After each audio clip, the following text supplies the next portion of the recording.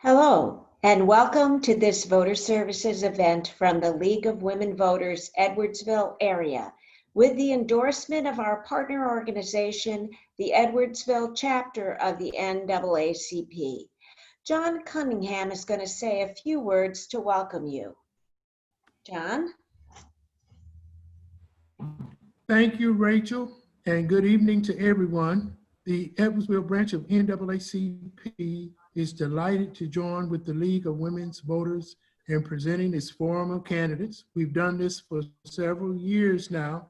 We want to say best wishes to all of you in your races. We wish you to stay safe and to stay healthy. NAACP is celebrating its 111th convention this week. God bless and keep, and I know you all do the best that you can. Thank you. Thank you, John. The League of Women Voters is currently celebrating its 100th anniversary. It is a national organization devoted to educating voters and encouraging voting. The NAACP, likewise, with a mandate to advance and promote the achievement of their rights of people of color, has a long history of promotion of informed voting. Democracy requires an educated and involved electorate. So we are partners in that effort. The League is affiliated with no political party or candidate as an organization. Our members reflect a variety of personal political opinions. We are mandated to provide fair and informative voter services events. Tonight's event will include candidates for US Congressional Districts 12, 13, and 15, Illinois Representative 108th District, and circuit judges for the 3rd Judicial Circuit, and appellate judges and Supreme Court judges for the 5th Judicial District. 5th Judicial District. All candidates for all of these positions have been invited to tonight's event. Some chose not to respond, and the ones who chose to respond are the ones we're presenting to you very proudly. On the ballot, the first thing you will see will be a constitutional amendment. Although politically non-aligned, the League of Women Voters does, after study, arrive at positions regarding community welfare, education, the environment, and fair taxes and districting. The League supports answering yes to this proposal. This change to our state constitution allows the legislature to depart from a flat tax requirement so that they can devise a tax structure that is graduated, allowing the less well-off to carry a lower share of the income tax burden, allowing the burden to be distributed according to ability to pay. Despite many concerns people have, if your income is under $250,000, this is very unlikely to change your tax bill except to lower it. Tonight, candidates will be given 5 minutes to introduce themselves and their qualifications and to convince us why we should vote for them. Then they will be given questions, and they'll have 3 to 5 minutes in most cases to answer those questions. When it is time, candidates, when it is the time to speak is allotted, you will hear this sound. Oops, just a moment, technical problem. When you have 1 minute remaining in your time to speak, you'll be hearing this sound.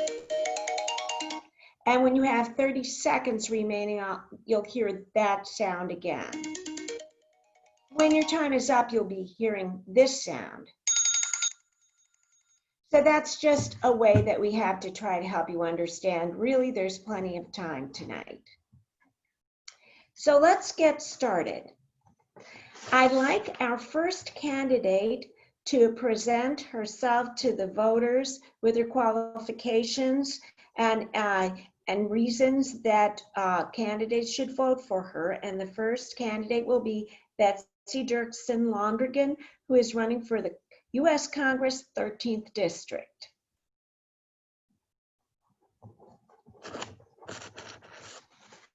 Wouldn't be a Zoom if I didn't forget to unmute myself. Thank you so much. And thank you to the League of Women Voters and to the NAACP for hosting this tonight, for giving people an opportunity to hear from candidates who are asking for their support like myself. You know, my name is Betsy Dirksen Londrigan, and I'm running for Congress in the Central Illinois Congressional District, Illinois 13. I am born and raised in Springfield. I'm a public school girl, U of I grad, and my whole life is invested in Central Illinois. And what got me into this race is very personal. I ran in 2018 because of health care. My husband and I have 3 kids. And when our oldest son was 12, he was bit by a tick and developed Rocky Mountain spotted fever and then some complications from that. So he ended up in the pediatric intensive care unit of Children's Hospital here in Springfield for 21 days. And it was every parent's nightmare. Every time we thought that something was going to go right, it went wrong. And so they ended up doing surgery on Jack. And then he was put into a medically induced coma. He was put onto a ventilator that was breathing for him. And he was so sick that he was read last rites, not once, but twice. But at the end of that experience, we were incredibly fortunate because we got to take our boy home and we got all of him back. And there is not a day that goes by that I am not aware and grateful for the access that we had to excellent medical care and for the insurance that we had, because otherwise it would have bankrupted our family. And I got into this race in 2018 because I saw our Congressman Rodney Davis celebrating on the White House lawn with President Trump and a bunch of other House members, and they had just voted to repeal the Affordable Care Act. I knew that somebody had to get in and stand against that because I knew what that meant to families, because that would have gutted protections for people with pre-existing conditions. We have 282,000 people in Illinois 13 who have pre-existing conditions, and it would have gutted those protections. It would have forced 31,000 off insurance altogether. And I got into the race and I put over 65,000 miles on my car, getting around our big, beautiful Central Illinois district, listening to people. And healthcare was an overarching concern in 2018. We came within less than 1% of getting this seat flipped in 2018. I got back into the race in 2020 because I know that people still need help. We still have a congressman who has voted 11 times to repeal the Affordable Care Act with no replacement, who has voted against protecting people with pre-existing conditions, has voted against lowering the cost of prescription drugs, who votes against the expressed needs of people in Central Illinois. I am in this race to protect our health care. I am running against somebody who has tried to tear our system down. I want to make sure that every person can get to a doctor when they need it, that they can afford their prescription drugs, and that nobody stands to lose everything that they've worked for their whole lives because of chronic illness or one medical emergency. And this time in 2020, I took an important pledge. I took a pledge not accept a dime of corporate PAC money, not now and not when I'm in Congress, because I've seen what our congressman does. He has taken millions from these corporate PACs and he votes their way instead of our way. He has taken over $200,000 from big pharma corporate PACs and then voted against lowering the cost of prescription drugs. Again, that goes against the expressed needs of people in our district. I want everyone in Central Illinois to rest assured that I'm going to Washington, D.C. to represent you, people, my neighbors in Central Illinois. We can do better. We need to elect better. Elections have consequences. And as we know right now in particular, the Supreme Court is going to hear the case that the Trump administration has been pushing. They're going to hear it 1 week after Election Day to consider repealing the entire Affordable Care Act and all of the essential health benefits that go along with it. Now more than ever, we need to elect somebody who is going to stand up for our families in Central Illinois and make sure that our health care is protected and our families are protected.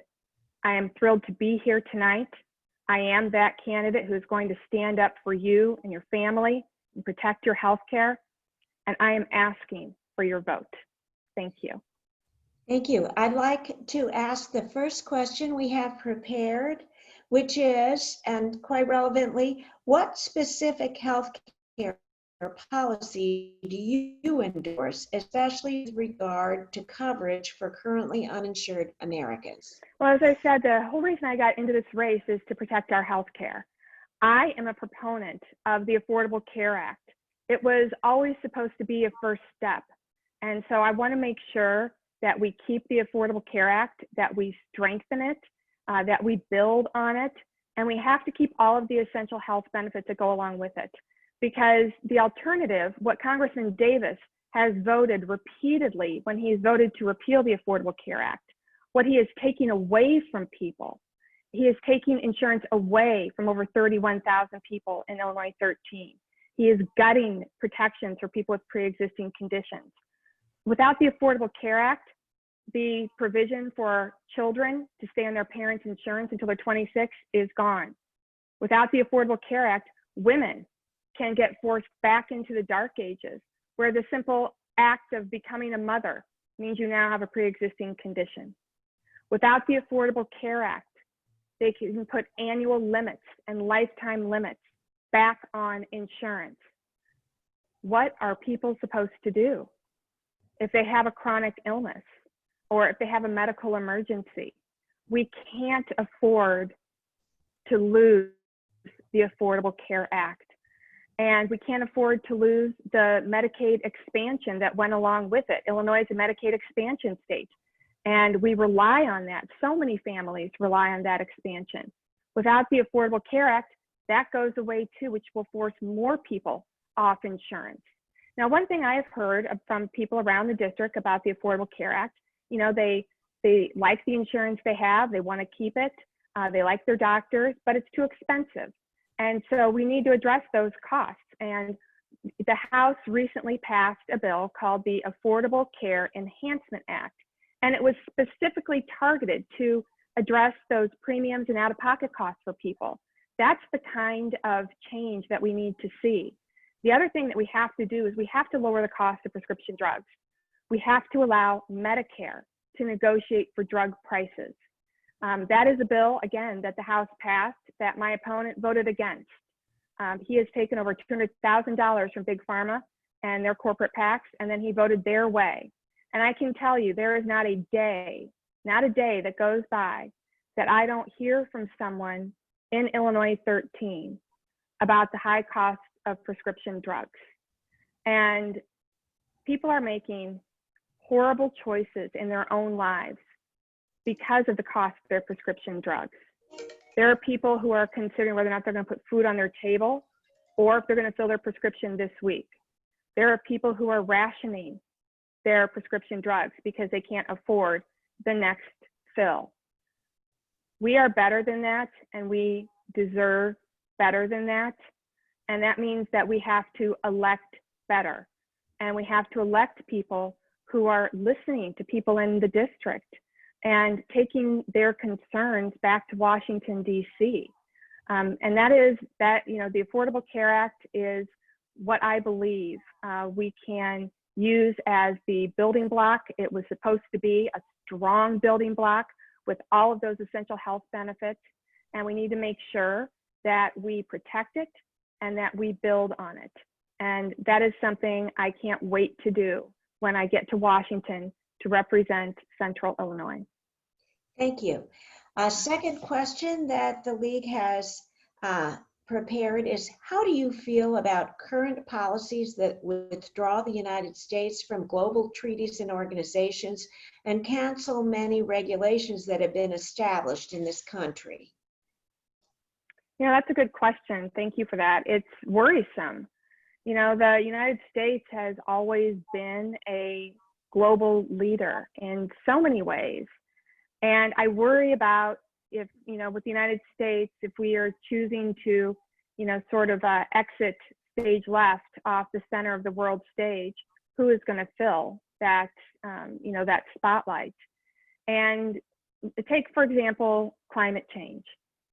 You know, the United States should always be a leader in combating climate change. I mean, here in the United States, it's land of innovation and creativity and technology. We should be at that table. And the president withdrew us from the Paris Climate Accord. Now, the House, they passed a bill in Washington, D.C. It was called Climate Action Now. And it was saying to the president, we should be in the Paris Climate Accord. We should be a leader combating climate change. I would have voted for that in a heartbeat. Congressman Davis voted against it. And I think that we put the United States at risk. I think we put at risk our children's futures when we don't take a leading position in issues that are as important as climate change.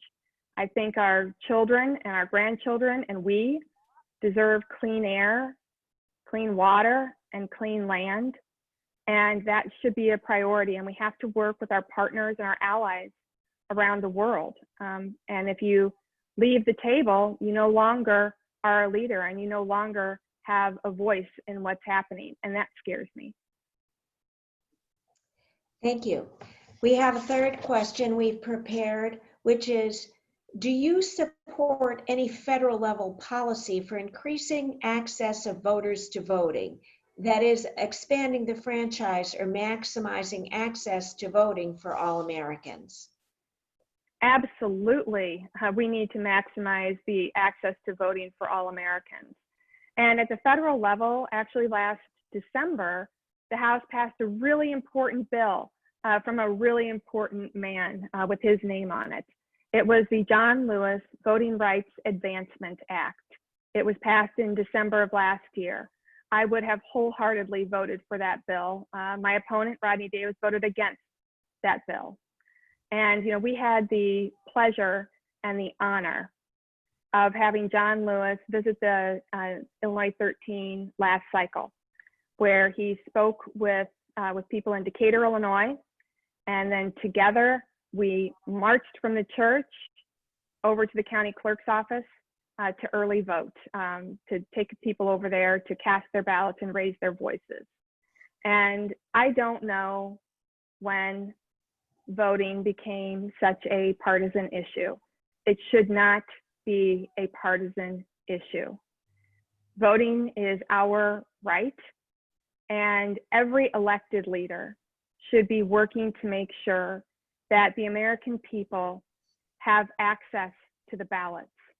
And it concerns me too that when we're hearing what's happening, you know, around the nation with vote by mail, and what the president has been trying, you know, sowing this insecurity around the security of voting by mail. I don't think that people should have to choose in the middle of a pandemic between raising their voice and exercising their right, choosing between that or risking their health. I believe that every American should have the opportunity to vote by mail if they're not comfortable doing it in person. And so that's something that is very concerning to me. You know, again, that is why the John Lewis Voting Rights Advancement Act was so important, because it expanded access to the polls and it worked to combat voter suppression. And those things are very, very alive here in the United States. And so I will work as hard as I can. and vote with a coalition of people who believe in the fundamental right of every American to raise their voice with their vote. And I think we're going to have historic turnout on November 3rd. I think we're going to hear a lot of people raising their voices with their votes. But we're all going to have to get out there. We're going to have to be registering voters. We're going to have to be educating voters. And we're going to have to be making sure that people use their vote so their voices are heard. Thank you. Thank you very much. I know you have something else you have to do, and I promised that you would be off at 7:25. It's 7:26. Thank you very, very much. Thank you so much. Thank you so much for having me, and thank you for doing this again. Be well, be safe. Same to you.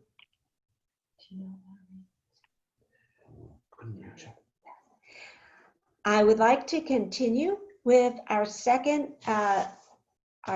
candidate, which is Erica Weaver. She is a candidate for the United States Congress from the 15th District. We have plenty of time, and Erica, please take your time presenting yourself to the voters, including your qualifications and why voters should vote for you. Thank you.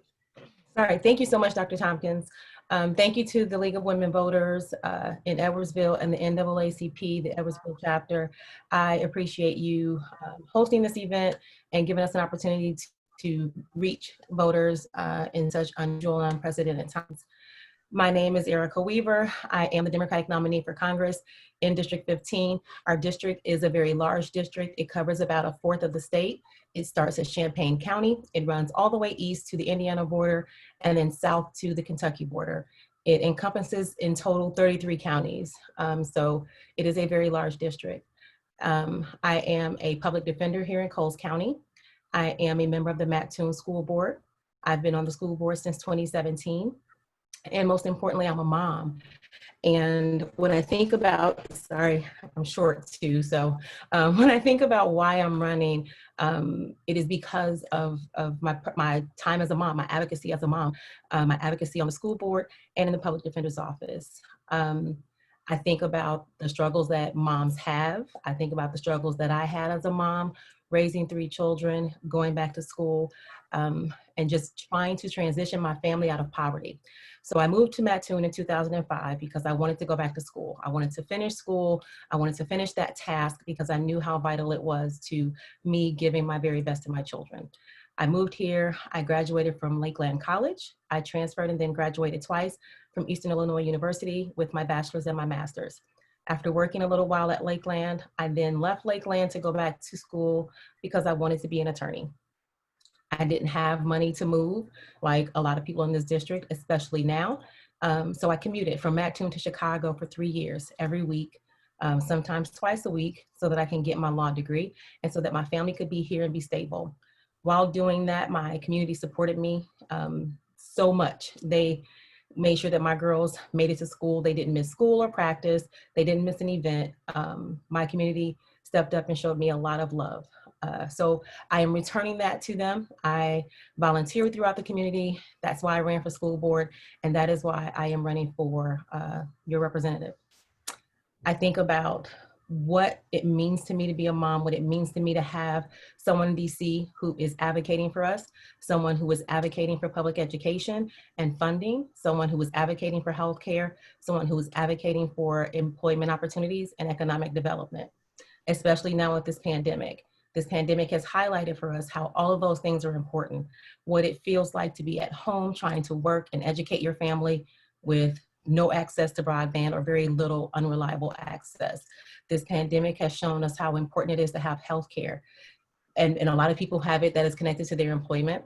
So for people who are out of work, they don't have healthcare coverage. And quite frankly, this pandemic has shown us how necessary our essential employees are, the people that often we walk by every day and they're not seen and not heard. And those people deserve to have someone advocating for them. Many of them don't have healthcare in their jobs. They don't have a livable wage, and they haven't gotten a respite and any consideration during this pandemic. I'm an essential worker. my children are essential workers. We didn't get a break.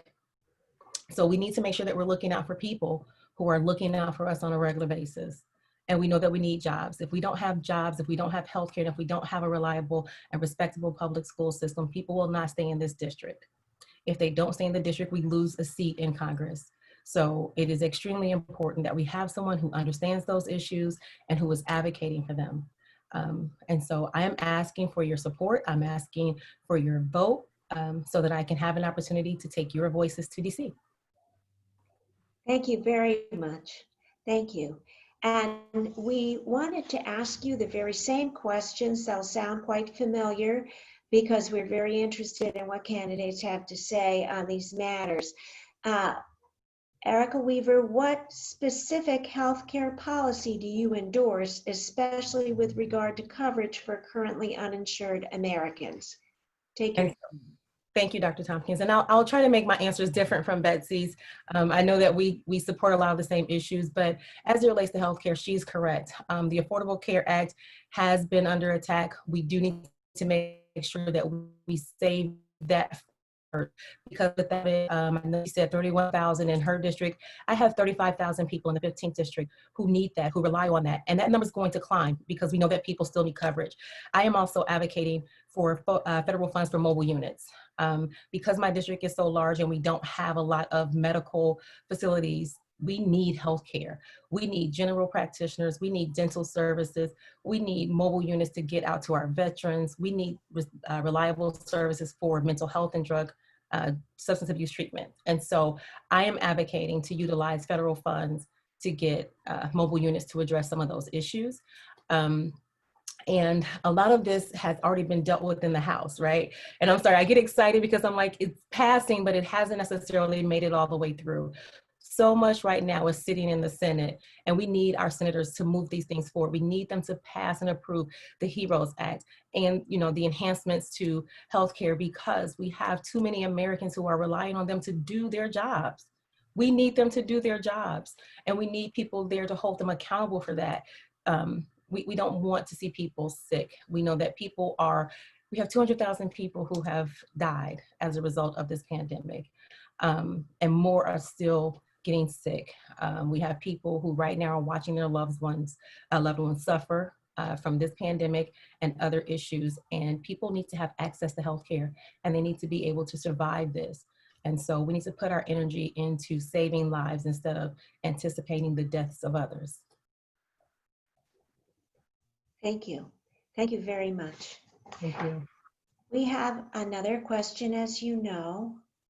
How do you feel about current policies that withdraw the United States from global treaties and organizations and cancel many regulations that have been established in this country? And so I wholeheartedly disagree with them. And I do so, again, because we see what happens when we have a pandemic. We are a country that we promote excellence, we talk about excellence, and we can't withdraw ourselves from scientific excellence. It is our jobs to be involved and to be engaged, to exchange with other countries, to allow ourselves to develop in that process. And so when we withdraw, when we fail to participate, we are failing our country, we're failing our citizens. We need to be engaged in the developmental process of science. And so I don't agree with walking away from the table. As we all know, when people are not there, they don't know what's happening, but they also have no input. And we need to have input, and we need to do that on behalf of the people of this country. Thank you. And I have a third question that our committee is prepared. Do you support any federal level policy for increasing access of voters to voting? That is, expanding the franchise or maximizing access to voting for all Americans? I absolutely do. And so we know that every time the Voting Rights Act comes up, typically there's a vote in support of it and keeping that active. We know that recently our legislators decided that perhaps that wasn't of concern anymore and that the federal oversight no longer was needed. There's no way to really say that. We know that people have been fighting for enfranchisement for years. We just celebrated 100 years for women, fighting for the right to vote. And we know that even in that process, there was no parity, there was no equity. All women weren't all women didn't have the opportunity to exercise their vote. We know that the African American community has been fighting for enfranchisement. We know that people in poverty, we know that people who are in jail waiting for trial and they're on bond. We know that people have been disenfranchised systematically and strenuously. It has been pushed to not allow people to exercise their right to vote. And so we need to have definitive things in our, in legislation that allows people to vote without worrying about, being diverted or gerrymandered or, having them targeted for their vote. We need to have a very open and accessible voting process for every person in this country. Thank you very much. Thank you. Thank you for your participation on our event tonight. We appreciate it very much. Thank you so much. Yeah.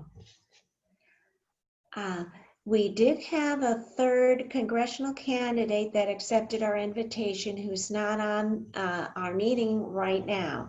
So I'm going to skip over to our judicial candidates who are, I'm going to just skip over, to the Illinois representative candidate who is standing by. The candidate for Illinois representative to the 108th District, Casey Weigerding, is it Weigerding? Wicherding. Wicherding? Yeah, Wicherding. Wicherding, sorry, Casey Wicherding, that is present. I'd like you to present yourself, Casey, to the voters with your qualifications, the reason you're seeking this position, and why voters should vote for you. Thank you so much Take for your having time. me here tonight. So my name is Casey Wicherding, and a lot of people, wait, can you hear me? Yes. Okay, sorry. It looked like you couldn't hear me. So a lot of people are always very concerned with my age. I am 26 years old, but I think that uniquely, it makes me qualified in a very unique way. So I'm running for state representative because I understand what our working class needs in Illinois. I have a background where I served in AmeriCorps. I taught in schools. I also helped writing grants for women coming out of the criminal justice system. I have worked for multiple nonprofits. So I even worked in HR for a little bit. So I have a pretty decent background in multiple things before I figured out what I wanted to do with my life. So I am a current student at the University of Missouri St. Louis for political science and labor studies. I transferred from our community college here in the district, Kaskaskia College. And so I'm running because when I was in second grade, my father fell off our roof and broke his back. When he was in St. Louis learning how to walk again and fighting for his life, we were carried by the labor union in our town. They helped make sure that everything was going to be okay for us, and they showed us the true meaning of community. When my father was able to come home, my mom returned to work, working night shift, 12-hour shifts. I became one of my father's primary caregivers then. And that was pretty difficult to do when you're in second grade, but that's what you do when you have no other option because our healthcare system continuously fails us. So when I was in seventh grade, my father actually passed away from cancer. And I remember when I was a little girl and my parents told me to go to bed, I would hide on the top of the stairs and listen to them talk. And I remember one night, my dad told my mom that he's not afraid of dying, he's afraid of leaving us homeless. And when you're fighting for your life, that should be the last thing on your mind.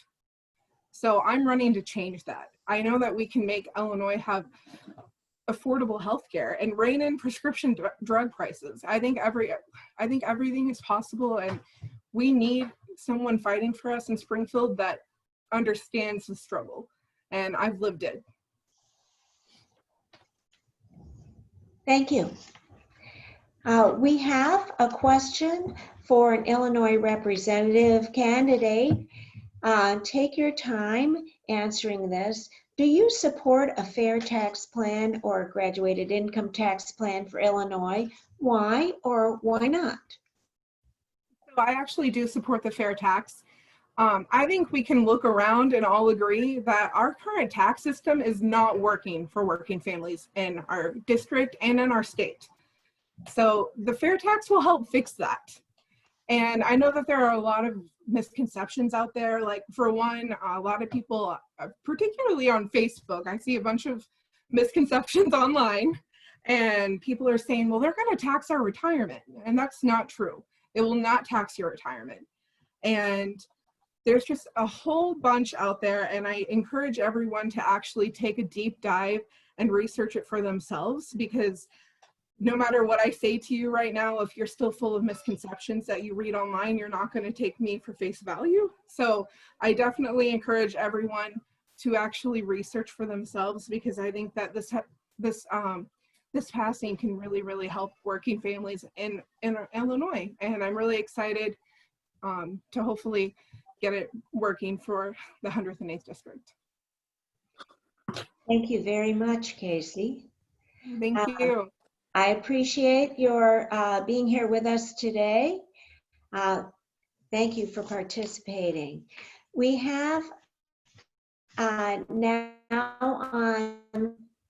has joined us is the third US Congressional candidate. Raymond Lindsay is the candidate for the US Congress for the 12th District. Mr. Raymond, would you please present yourself to the voters with your qualification and just basically why a voter should vote for you? Okay, I hope you can hear me. I can. Can you hear me? Yes. Oh, great. Okay. We had some technical difficulties as well as scheduling difficulties, so I apologize. But let me just say that you could probably say that I'm a pragmatic progressive Democrat. I grew up in a labor union household. I grew up a coal miner, actually. My dad and grandfathers were coal miners. I was a proud member of the United Mine Workers. Worked my way through college at really good union wages by working in the summer. Eventually, ultimately earned, I ended up with a PhD and became a professor and a community economic developer. I was either a founder or director of about 7 different nonprofit organizations over the years, as well as founding and running the SIU Research Park, which is a major development on the south side of Carbondale. And I'm currently the chair of the board with the company we helped found, which is the largest provider of assisted living in the southern half of the state. So my background includes working as a union member and an academic and a community economic developer and community activist. So that's my history in short. I will say that one of the things that I think that you were talking about tonight is the just transition.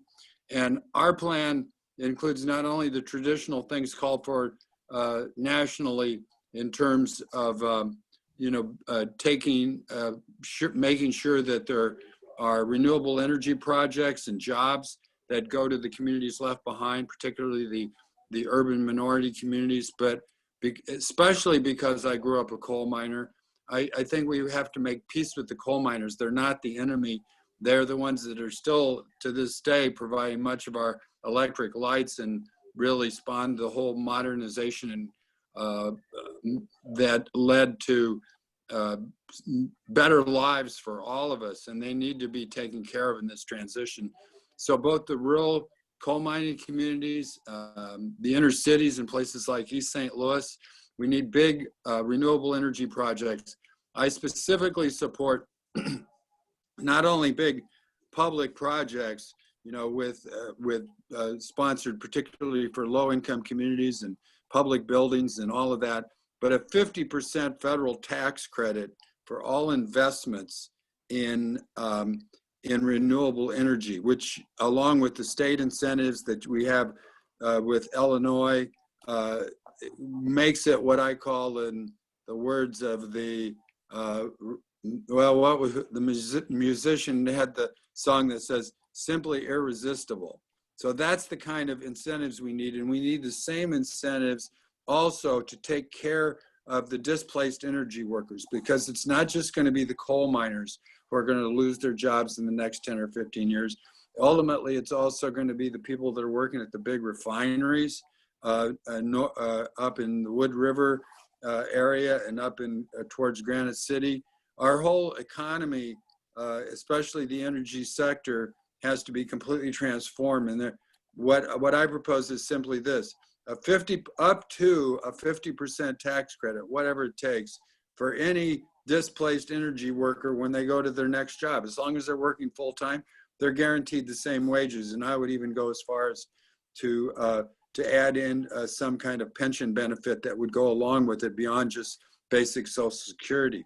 So I think we can do this. We could make peace between the rural coal mining areas and the inner city urban areas. We're at the front end of what's nearly a depression already, with unemployment as high as it is, and COVID actually getting worse now. And we need really a strong fiscal stimulation to go. You know, the Federal Reserve, I don't know how much of you know macroeconomics, but my degrees included training in macro and microeconomics and business development and all that. We really need a 1933 type New Deal. And for us, it's going to be a Green New Deal. Yes. I mean, also traditional infrastructure, but Joe Biden, who's pretty middle of the road, really, and he's proposing $2 trillion investment in renewable energy over 2 years. And that whole thing, which really combines three crises: the pandemic, the economic collapse, and to some degree the racial justice situation that we're going through right now. All those things can come together in a big fiscal stimulus plan that Joe Biden with president, and if we take the Senate and some progressive influence in the House, we can go really big, which is really what we need to do. I mean, it's what Nobel Prize winning economists like Paul Krugman know that we need and writes about. We can do this. It's a 1933 moment. We have to take back our government, and we have to move quickly on all fronts to address renewable energy, developing a really strong public health care system that would be ready for COVID and could do things like that are hard, that places like Germany and Italy and most of Western Europe do, like tracking and tracing. We need an economy with full employment where everybody's working. To address the global climate crisis and do what we need to do in the next 40 years, and I won't live to see it. I'll be 74 in a month or two, I guess. So the point is, it's going to require, oh, did I lose you? Somebody was calling in. It's going to require a World War II type effort that the Allies took to defeat the Nazis and the Japanese Empire and fascism. It's going to take that kind of thing on a global scale for the next 35 to 40 years if we are going to be confident we're saving a livable atmosphere for our grandchildren, or at least our great-grandchildren. That's the situation we're in, and it's urgent. I will say that we need money. And go to Lindsay, L-E-N-Z-I for Congress.org, and donate, because right now we have polls that show we're in a competitive race in this district if we can get messaging out. We lack name identification as a first-time candidate going against an incumbent. But if you can help us, please do. LindsayforCongress.org there. But what we have to do, I'll just close with our three mantras: forward, not backward. Secondly, we the people, we the majority, and all the big issues: healthcare, global warming, pandemic, racial justice. And three, the times they are a-changing. The old Bob Dylan song, you could tell I grew up in the 60s. The times they're changing. It's time to retire Donald Trump and Mike Bost. Thank you, and please support us. Raymond, I have some questions for you. I did send you these, and Sure. at which the first one being, what specific healthcare policy do you endorse, especially with regard to coverage for currently uninsured Americans? Well, let me say that the policy that I would like to see is a universal healthcare system where everybody, basically individuals and businesses pay in based on income, based on their ability to pay, and everybody's taken care of. Now, some people call that Medicare for all, but I am on Medicare. I'm over 65. I've been on Medicare for, it will be all 8 years, and I know that Medicare doesn't pay everything. I'm fortunate enough, because of my employment at 3 great universities, to have a supplemental plan that takes care of up to 20% of the costs that the hospital bills you for. So I would be for something what you might call Medicare for all plus, where everybody's in and everybody's covered and doesn't have to worry about bills that could bankrupt you.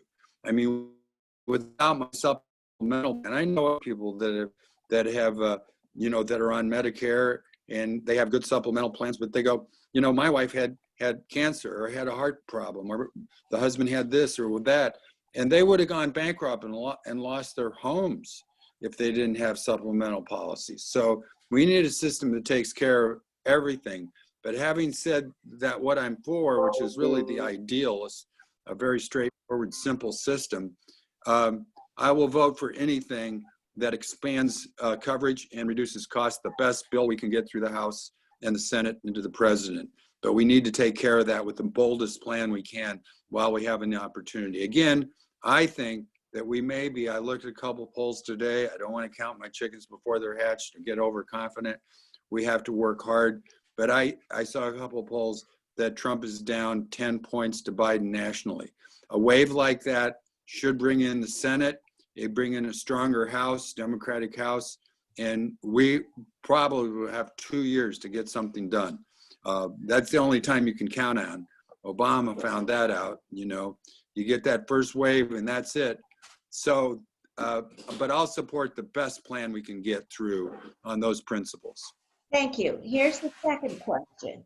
How do you feel about current policies that withdraw the United States from global treaties and organizations and cancel many regulations that have been established in this country?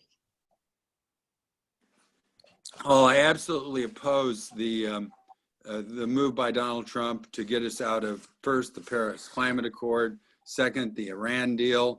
I mean, I've already talked tonight about how I feel that we have to have a kind of unprecedented global cooperation to meet the global climate crisis. And so we need more international cooperation and support for the type of things that are certainly included in the Paris Climate Accord. That's going to take a Herculean effort. We cannot be going Donald Trump's way, which is America first. America first was a slogan that was rejected in the 1930s or 40s as part of American history. We are in a global economy, and our economies are connected. Healthcare, we're showing now that what happens on the other side of the globe can affect us. And let me just say that the Trump administration was a catastrophic failure. He says, he made this speech yesterday. He said, it doesn't really affect anybody, only old people with all these health problems. 200,000 people are now gone and lost. And this is how the man talks about the people that we've lost.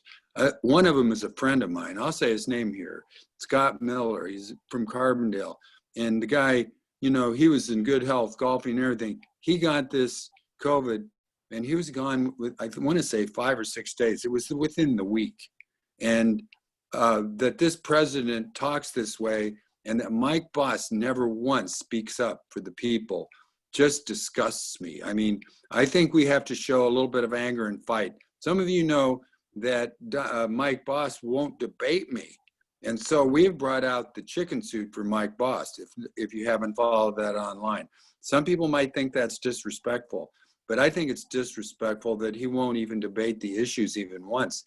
This has been a tradition for a long time. We need good congressmen like we've had with Kenny Gray and Glenn Bouchard and Paul Simon and Jerry Costello, people that stood up for the people, not somebody that's sold out to big pharma and dark and dirty money.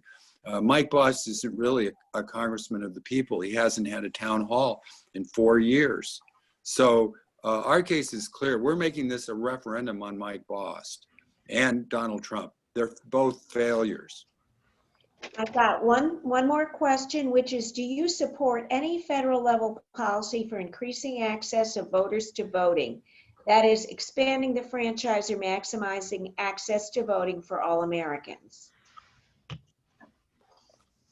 Absolutely, I support it. These are things that also I might add that Ruth Bader Ginsburg supported. And so, yeah, the other side, unfortunately, has been in a process.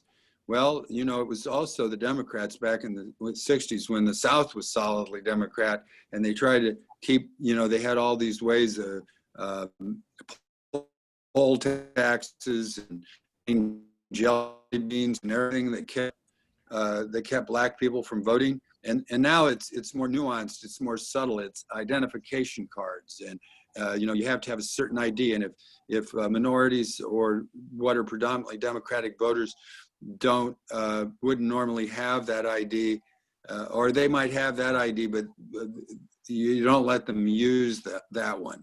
That doesn't count. There's so many things going on, including gerrymandering and so forth, to suppress the vote. So I say, yes, not only do we want to make sure everyone has a chance to vote, but I call for broad, deep electoral financial reform. It's ridiculous that you have to raise $4 million to run for Congress, and it becomes a competition where I almost missed this call tonight because I was on fundraising calls, you know. And we should have a system of public financing of elections. Yes, you would still have to, you could raise some money privately up to a certain point, but there would be a cap in every type of election on total spending.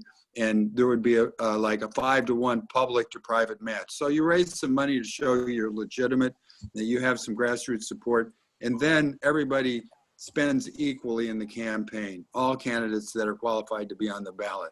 That's the kind of deep electoral reform I believe in. But yes, I support all efforts to make sure it's easier for everybody to vote, things like voting on weekends and early voting, voting by mail. I strongly support. In fact, I ordered my ballot. I guess it'll be coming this next week.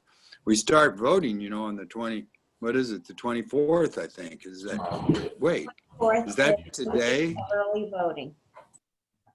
Yeah. Yeah. And so that's tomorrow, actually, I think, isn't it? Yes. Am I right? The days are going by so fast. Tomorrow is the beginning of early voting. Anyway. I'll describe that later. Okay. Thank you. Right. Yeah. Thank you for your participation in this event tonight. I'm glad we could get you on there. Well, thank you very much. Sorry we had a little problem there. Okay. Thank you. Yeah. We'll turn now. Okay. Okay. Thank you. Bye-bye. We'll now turn to our judicial candidates. I see that we've got a really good full slate of people ready to roll. For the judicial candidates, we have no questions prepared, so we'll give you time simply to present yourself and your qualifications, including why a voter should vote for you. I'm going to begin with the 3rd Judicial Circuit. I'm going to ask first Tom Gibbons to speak to the voters. Good evening, Dr. Tompkins, and thank you so much for having us tonight. Thank you to the League of Women Voters and the Edwardsville branch of the NAACP for sponsoring the event. It's so important for voters to have an opportunity to engage with candidates, and in this unusual year that we're all experiencing, that's even more critical. I want to first introduce myself. I'm Tom Gibbons. Many of you know that I'm the state's attorney in Madison County, and I have had the honor and pleasure of serving in that position for the last 10 years. It has been an incredible journey in my career and an opportunity to serve the people of Madison County to make sure that we see justice done for the people, for victims, and for our community at large.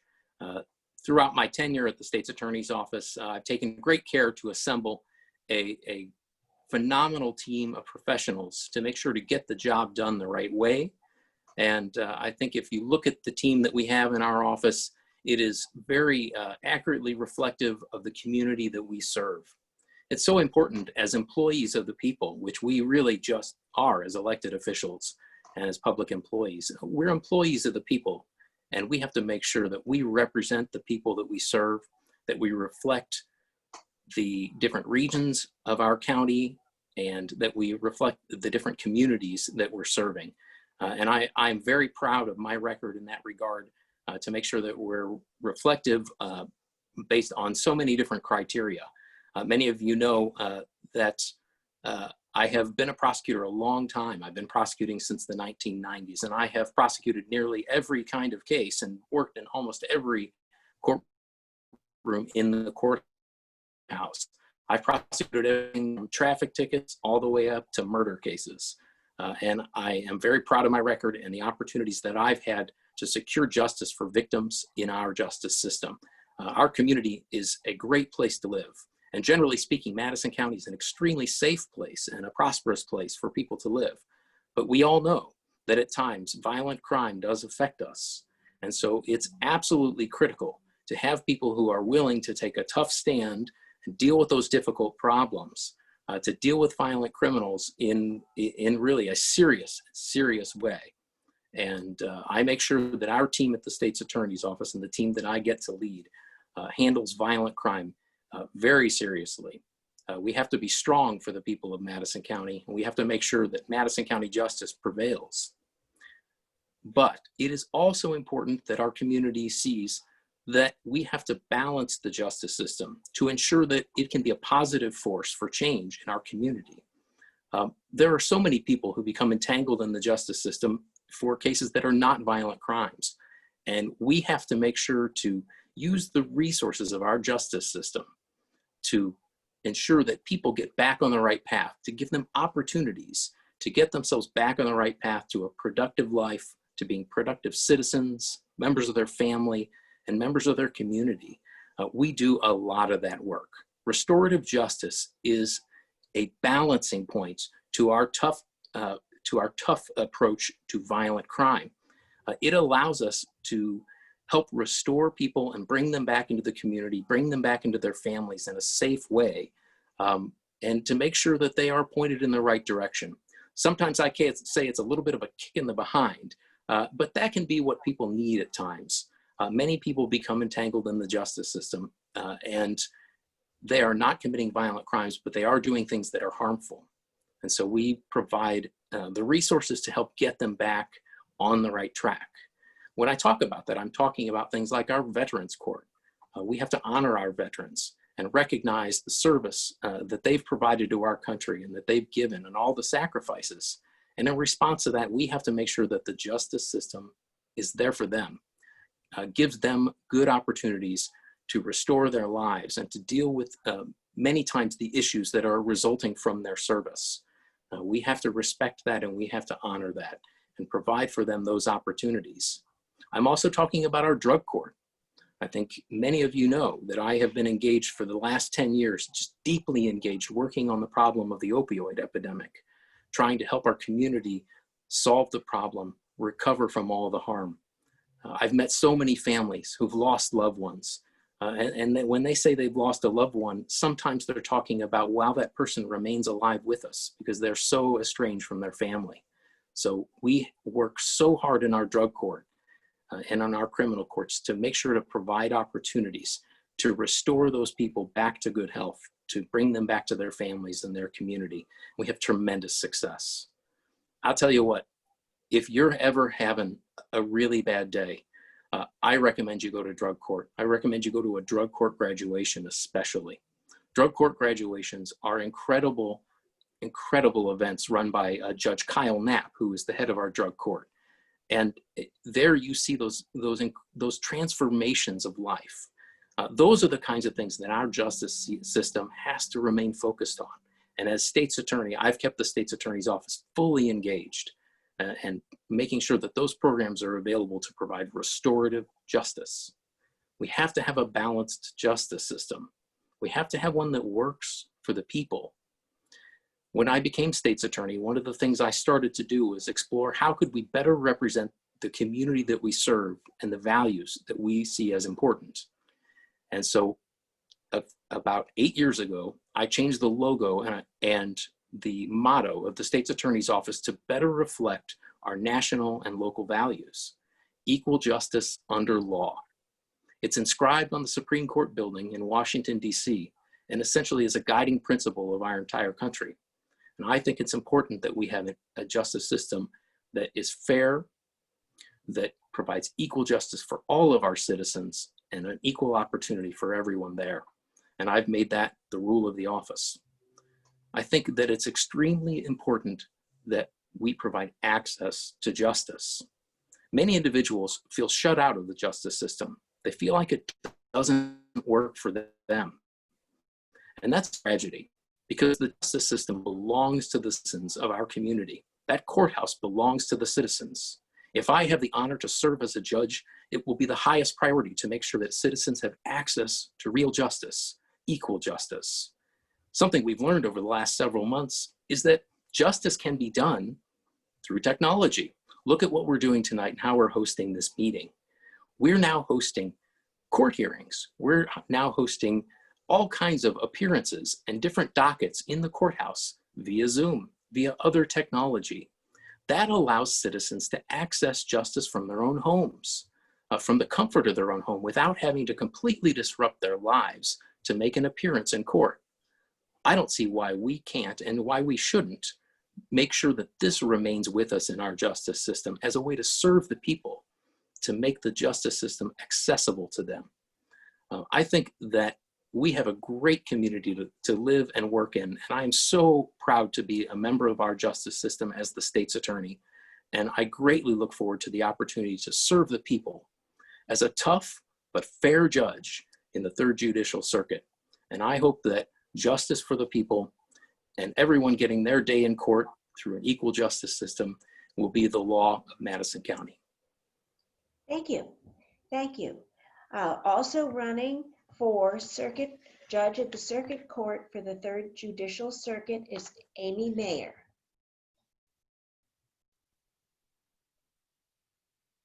Hello there. Can you hear me? Yes. Okay, great. My name is Amy Maher, and I am a candidate for circuit judge in Madison County. I am a native of Madison County. I was born and raised in Alton. I went to St. Mary's Grade School to Marquette High School. I then went on to Cornell College in Mount Vernon, Iowa. And then after graduating there, I went to the University of Notre Dame Law School, where I graduated with my Juris Doctorate degree. I took a little detour after that, and I clerked for a judge in Anchorage, Alaska for 1 year. Seemed like a really good opportunity to see Alaska and live up there. And so I took that opportunity. During my summers in law school, I actually worked as a deputy clerk for the circuit clerk's office in Madison County. So I spent my summers learning my way around the courthouse, getting to know all the people who work there, sitting in on court proceedings, talking to the participants, and learning a lot about how the system worked. And then when I returned home from Alaska in 1989, I was fortunate to be offered a job by now retired Senator William Hayne to become an assistant state's attorney. And so back in 1989, I took on that responsibility. Went back to my familiar stomping grounds of the Madison County Courthouse, reconnected with a lot of old friends who were still working there. And I was assigned to the Juvenile Court Division. And the Juvenile Court Division is in my view, one of the most important divisions in the courthouse. You deal with children who have been abused and neglected. You deal with children who are delinquent. You're dealing with a lot of underlying problems, a lot of issues that these families are facing. And I viewed it as a problem-solving court. It wasn't a cookie cutter, one solution for everybody kind of court. It really was an individualized situation where you tried to dig down and find out what was the root of the problem and then try to fix it. And so we spent a lot of time getting to know the families, getting to know the situations, referring them out to community providers, and really trying to help them become stable, successful individuals. I was fortunate to grow up in a great home. I had really strong female role models. My grandmother Maher raised 6 kids through the Depression. My grandma Kinney lost her father at a very young age, and back in the 20s and early 30s, went to college. But when she came out, there really wasn't a whole lot of opportunity for her. And then my mom was a teacher at my grade school, and then also went to work in a sheltered workshop where she helped the handicapped develop work skills. And so my mom was a huge, huge influence in my life. She was determined to raise lawyers, and she succeeded pretty well. There are 3 of us, and 2 of us are lawyers. The third one worked as a paralegal for a while. So I think we could say Mom was a pretty powerful influence on all of us. And I can remember when I was about 13 or 14, my grandma told me, when you're a little older, get you a job at the courthouse and you can meet a nice young lawyer, because that's what she had done. She got a job at the courthouse, met a nice young lawyer. He eventually came onto the bench in Madison County as a judge, Judge Michael Kinney. And I said, that was a good idea, Grandma. And then I talked to my mom, and we decided it would be better if I just became a nice young lawyer. And so that was my choice and my career path. And I have to think that it worked out pretty well for me, and I hope for the citizens that I was serving in juvenile court. We talk about balanced and restorative justice. As someone who worked a long time in juvenile court, I worked with a group of assistant state's attorneys that helped draft revised Juvenile Court Act. And that was eventually adopted and became law in 1997. So I understand it's so important to try to fix, if you're gonna divert people off of the path of criminal behavior or abusive and neglectful behavior, the best time to do it is in juvenile court. You have resources available to you, you have people who are paying attention, but I found that it was kind of a revolving door court in most places, and that included Madison County at the time. So I was promoted up into felony court a couple of times, and somebody else would go do juvenile, and then they would leave, and my boss would say, could you go back and fill in until we get somebody else? And I would go back, and sometimes things needed to be fixed a little bit. And finally I said, look, I'm pretty happy here. I think it's important work. I would like to just stay here, and you can promote other people and do other things with the other assistants. But this is important, and we need people in here who care about how these cases are handled, who know how all the different players work together. A big part of my job was working with law enforcement and with social service workers and helping them coordinate their investigations so that we made the best cases possible, but also nobody fell through the cracks. So we might have a criminal case, we might have a juvenile case, but we tried to make sure all the bases were covered. And as part of that, we started a child abuse task force in Madison County back in, I think, 1990 or so. I was a co-chair of that for many years. And as a fortunate outcome of that, I met my husband, who is Chief Deputy Coroner now, Roger Smith. We met handling some investigations and have been married. It'll be 25 years in May. And he has just passed his 30th year working with the coroner's office.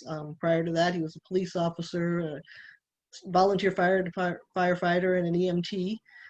So we've given a lot of service to the community, and we would like to continue to carry on in that vein. One of the other things that I did while I was there was I realized that nobody was really doing animal cruelty cases. Before my mom got completely into me, I wanted to be a veterinarian, but of course I lost that battle.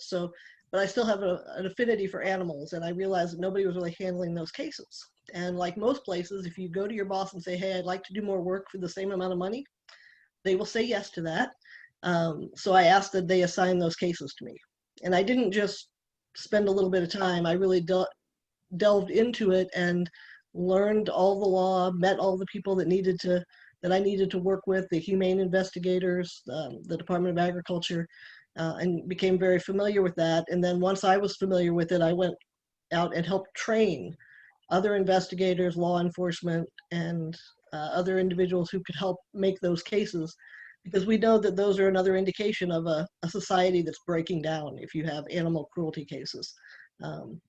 So that was another very important part of the job, something that I took on because I was interested in it and because I thought it was important. So I continued working at the State's Attorney's Office until 2012. And then in 2013, I moved over to Catholic Charities. Catholic Charities in Springfield was going to start a legal services program. And I was hired to start that program. Excuse me. And so I built it from the ground up. It's a network of pro bono attorneys.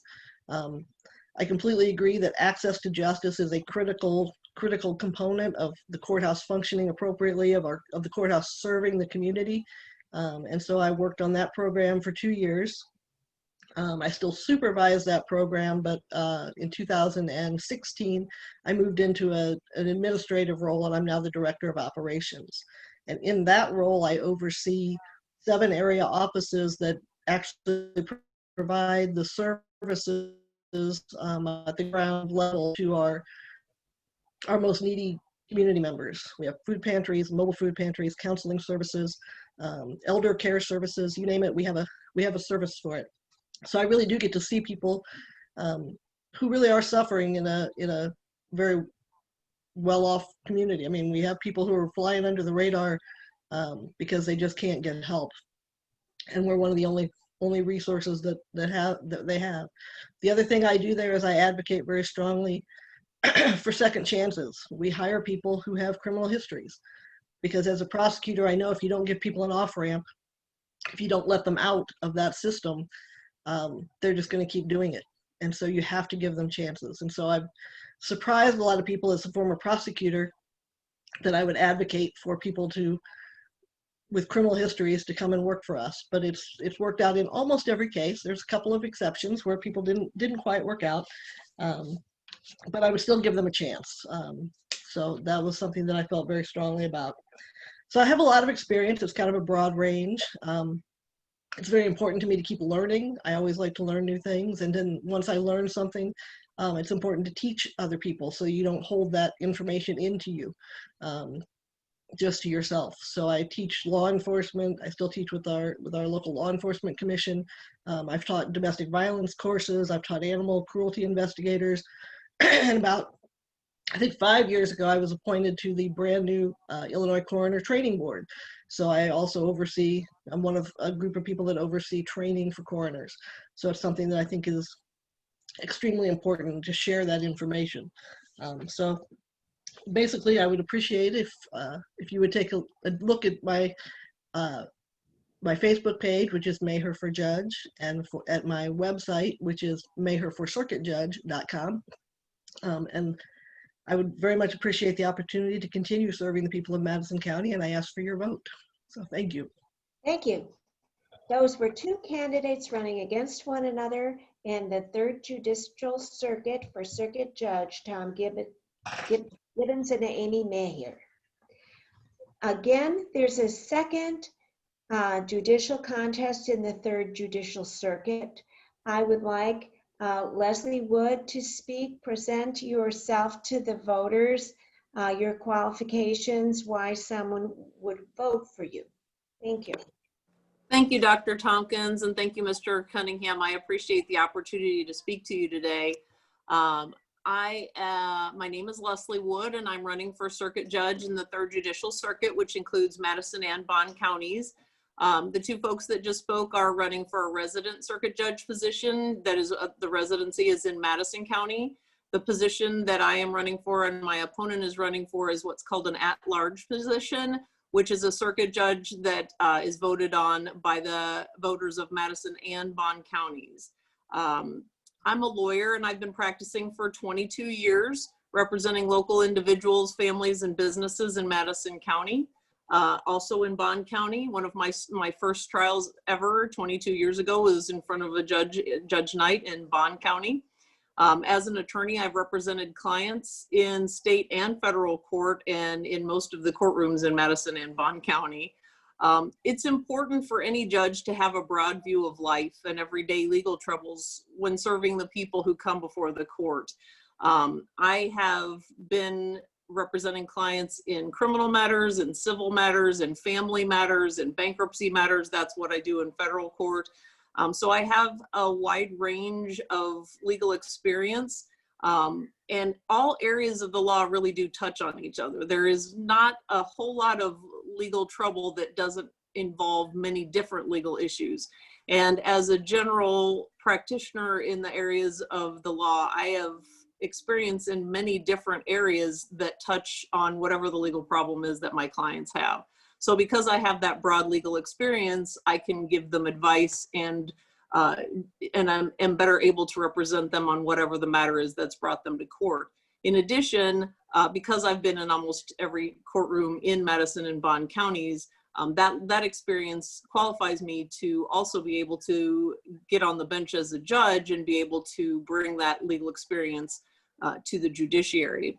I'm also a small business owner. I started my own law firm 15 years ago, and I'm currently in a small office next to the covered bridge in Glen Carbon. As a small business owner, I understand the trials and tribulations that go along with owning a small business, and I know what it means to start that business, keep it going through good times and bad, employing folks. It has been an invaluable experience for me as a small business owner to be able to better advise my own clients. I live with my husband and 2 daughters who are both teenagers in Glen Carbon. And I also know firsthand what the challenges and rewards are of balancing family and professional life. I know that this makes me a better attorney and a better person in general, having balanced both of those parts of my life. And again, I practice a lot of family law, and I am a mediator and an arbitrator, which are alternative dispute resolution options. And when I am able to better bring my life experience into those mediations and arbitrations, it definitely helps me give a better perspective to the folks who are trying to just get through the legal trouble and come out the other side. People come to the courthouse because they want their problems solved, and they want them solved efficiently, and they want them solved fairly. And we do the best that we can as attorneys and judges to bring a resolution to those folks as quickly as possible. They're in trauma if they're in the courthouse at all, and to delay justice is to deny justice. And so I have a goal as an attorney, and I will have the goal as a judge to bring justice to folks as quickly as possible so they can get on with their lives. This is my first time running for a political office, and I was inspired to run because I know it's important to have a qualified, hardworking judge on the bench who not only knows the law, but understands and listens to the folks who come to the courthouse to have their problems resolved. If you don't have a judge with a lot of life experience, you don't have a judge who's going to bring that experience to their lives and to get them in and out as quick as possible. I am frequently appointed by the judge as a representative for children in family, guardianship, adoption, and other cases. And I take my role as an advocate for children very seriously. I think that all the legal problems that happen start with those children. And if we can try to bring a resolution that is good for those children when they're young, then it'll try to keep them out of the courthouse as they grow up and go through life. I also serve as a member of the Illinois Supreme Court Judicial College. I'm one of the few attorney members of the Judicial College. Most of the members are actually already judges. The Judicial College is tasked with teaching judges how to be judges throughout the state of Illinois, and I'm proud to serve in that capacity. I also serve on the Ethics Committee with the Illinois State Bar Association, and ethics and integrity are very important tools that lawyers should have and judges should have to bring a quality product to the voters and to our clients. Judges have to take an active role to improve the public's access to justice. It is an initiative of our Supreme Court, and it should be an initiative of our local court to improve the public's access to justice, to get in the courthouse doors, to be able to afford to go through their case.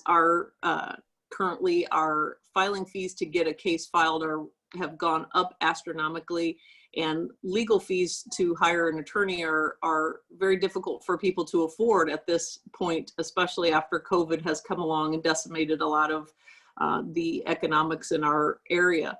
So access to justice is even more of a challenge and should be even more of a focus of our local judiciary. Currently also, I'm also concerned about the diversity on our bench. We have 22 judges in the 3rd Judicial Circuit, and only 5 of those judges are women. And I have had the particular interest in making sure that there are more women on the bench, and I've placed myself in harm's way, so to speak, to make sure that the voters have a choice and can choose a qualified woman to serve on the bench in Madison County and also Bond County. I believe that my hard work has brought me to the point where I can bring that hard work ethic to the bench in Madison County, and I would ask for folks to consider me when they are voting on November 3rd. Thank you. And the opponent for the 3rd Judicial Circuit at-large position, thank you, I did not understand that, is Steve Stobbs. If you would present yourself to the voters in the same way. Thank you. Well, thank you. And first, I want to thank the League of Women Voters and the NAACP for sponsoring this forum. It's very important that we're able to get together and meet the voters. And with the pandemic, it's been, of course, very difficult to have open forums. So providing this forum is a real tribute to your organization. And I think it's something that we're all very thankful for. So I am Steve Stobbs. I'm an associate judge in Madison County. I'm born and raised in Alton, Illinois. And actually, I'm a 5th generation Madison Countyan. So some of you may be familiar with Duke's Bakery. It's a bakery in Alton, Illinois at Henry Street and 9th.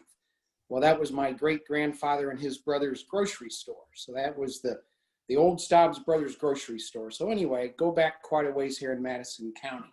I'm married to my wife, Kate, and we're going to celebrate our 25th wedding anniversary here in just a couple weeks. So real excited about that. We have 4 children. We have 3 girls and a boy. We attend St. Mary's Catholic Church, and that's the church we were married at. I began my legal career 25 years ago, and I started my legal career with my father in a small law office in Alton, Illinois, with my father and Jim Sinclair. Now, we had what's called a general practice of the law, and what that means is that we handled all sorts of cases. I did probate and wills, trusts, business development, did a little bit of tax work, and I did quite a bit of civil litigation. And that meant both non-jury cases and working on jury cases. I prepared and tried appeals, went and argued appeals at Mount Vernon in the 5th District Court of Appeals. And so this was a really broad and strong background in the law, which I was able to take to the bench in 2006 when I was appointed associate judge. But before I was appointed associate judge, I served on the Madison County Board. And I was a Madison County Board member. I was elected 3 times. I represented Godfrey. I was the Republican representative from Godfrey. And I served in that capacity from 1998 to 2006. And during that tenure on the board, I served on many different committees. The most important of which, in my opinion, was I was chairman of the Judiciary Committee. Now, you just heard from some of our other candidates that have backgrounds working in the state's attorney's office and some other law enforcement offices in the county. And the county's Judiciary Committee works with those offices, the coroner's office, the state's attorney's office, the circuit court, and the detention home. So some of these offices, they all come to the Judiciary Committee. And so once a month, they would have their meetings, and we were able to work on all the important functions of the law enforcement community in Madison County. So that, again, was a strong background. I learned a lot there, and I was able to take those experiences to the bench in 2006 when I was appointed. So after my appointment to the associate bench, I was given many different assignments, and I've worked in nearly every docket that we have in the courthouse. I've served as the probate judge. I was a family law judge. In fact, for a period of time, I was the presiding judge in the family division. I served on landlord-tenant cases and mortgage foreclosure cases, and you might remember the mortgage foreclosure crisis that we had in the country. And I happened to be the foreclosure judge during that time. Now, normally on our dockets, and we call them dockets, and that's what we would have as our regular calls where people would come before the court. And during these dockets, normally the mortgage foreclosure docket would have maybe just one file of cases. Well, during that pandemic of mortgage foreclosures that was going on in the country, they were bringing the cases in by carts. We had so many cases, so many people that were in a really, really difficult position. So I was working at that time with Chief Judge Ann Callis, and we got together and decided we needed to have a mortgage foreclosure mediation program. And that gave the homeowners just a chance to take a breath, meet with the bank, and see what their options were before we proceeded on with the process in court. And that gave folks an opportunity at least to hear what their options might have been. Many of these folks weren't represented. They were unable to be represented. So they really didn't have a lot of information. So we were able to put this program into place. It's still in place today, and it's doing wonders. I also served on the juvenile abuse and neglect docket. I've handled small claims cases in our circuit court. And of course, I've handled some criminal misdemeanor cases. And I have plenty of stories on that docket as well. I also have done many civil jury and non-jury cases. And I point that out because having experience in our civil jury cases, that's essential to being a circuit judge, because that's one of the primary responsibilities of the office. And so I feel I'm in a good position with the experience I've had to represent the citizens of Madison and Bond County. Now, I've told you a little bit about my overall 14 years judicial experience, but let me mention just a few other things, a few other aspects of that I've accomplished during that time period. First, I'm a trained judicial mediator. So I went to the National Judicial College, it's in Reno, Nevada, and I was able to earn a certificate as a judicial mediator. And of course, I use this every day. All of our judges use their mediation skills regularly to try to help the parties resolve their cases before they get too far advanced into the system.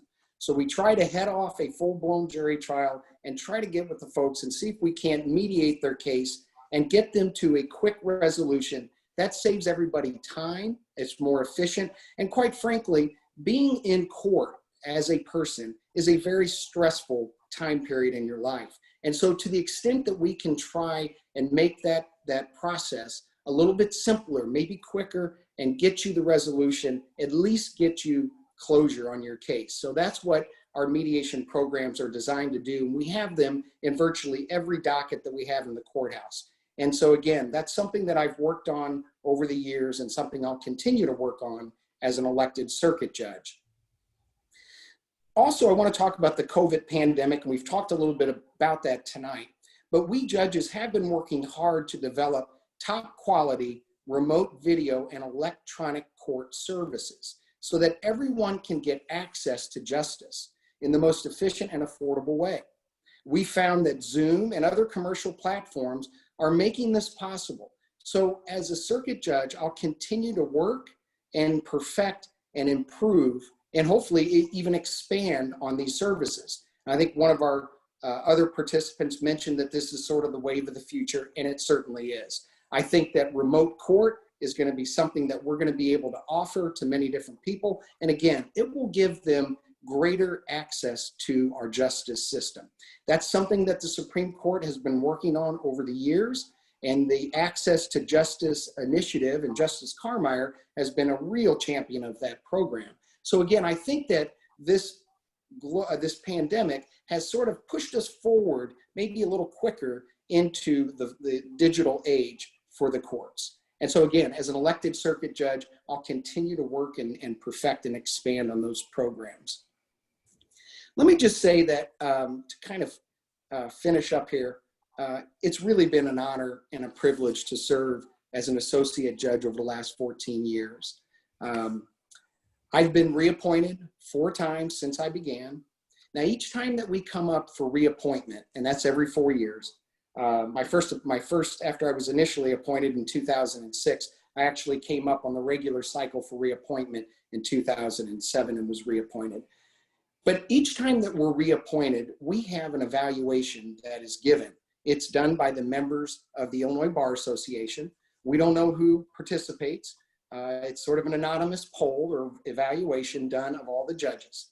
So our latest evaluation was in 2019. It was just this last April, a year ago April.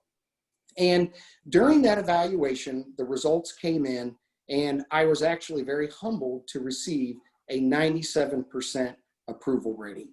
Now, I served with 13 total associate judges, and I'm humbled because they are all terrific judges.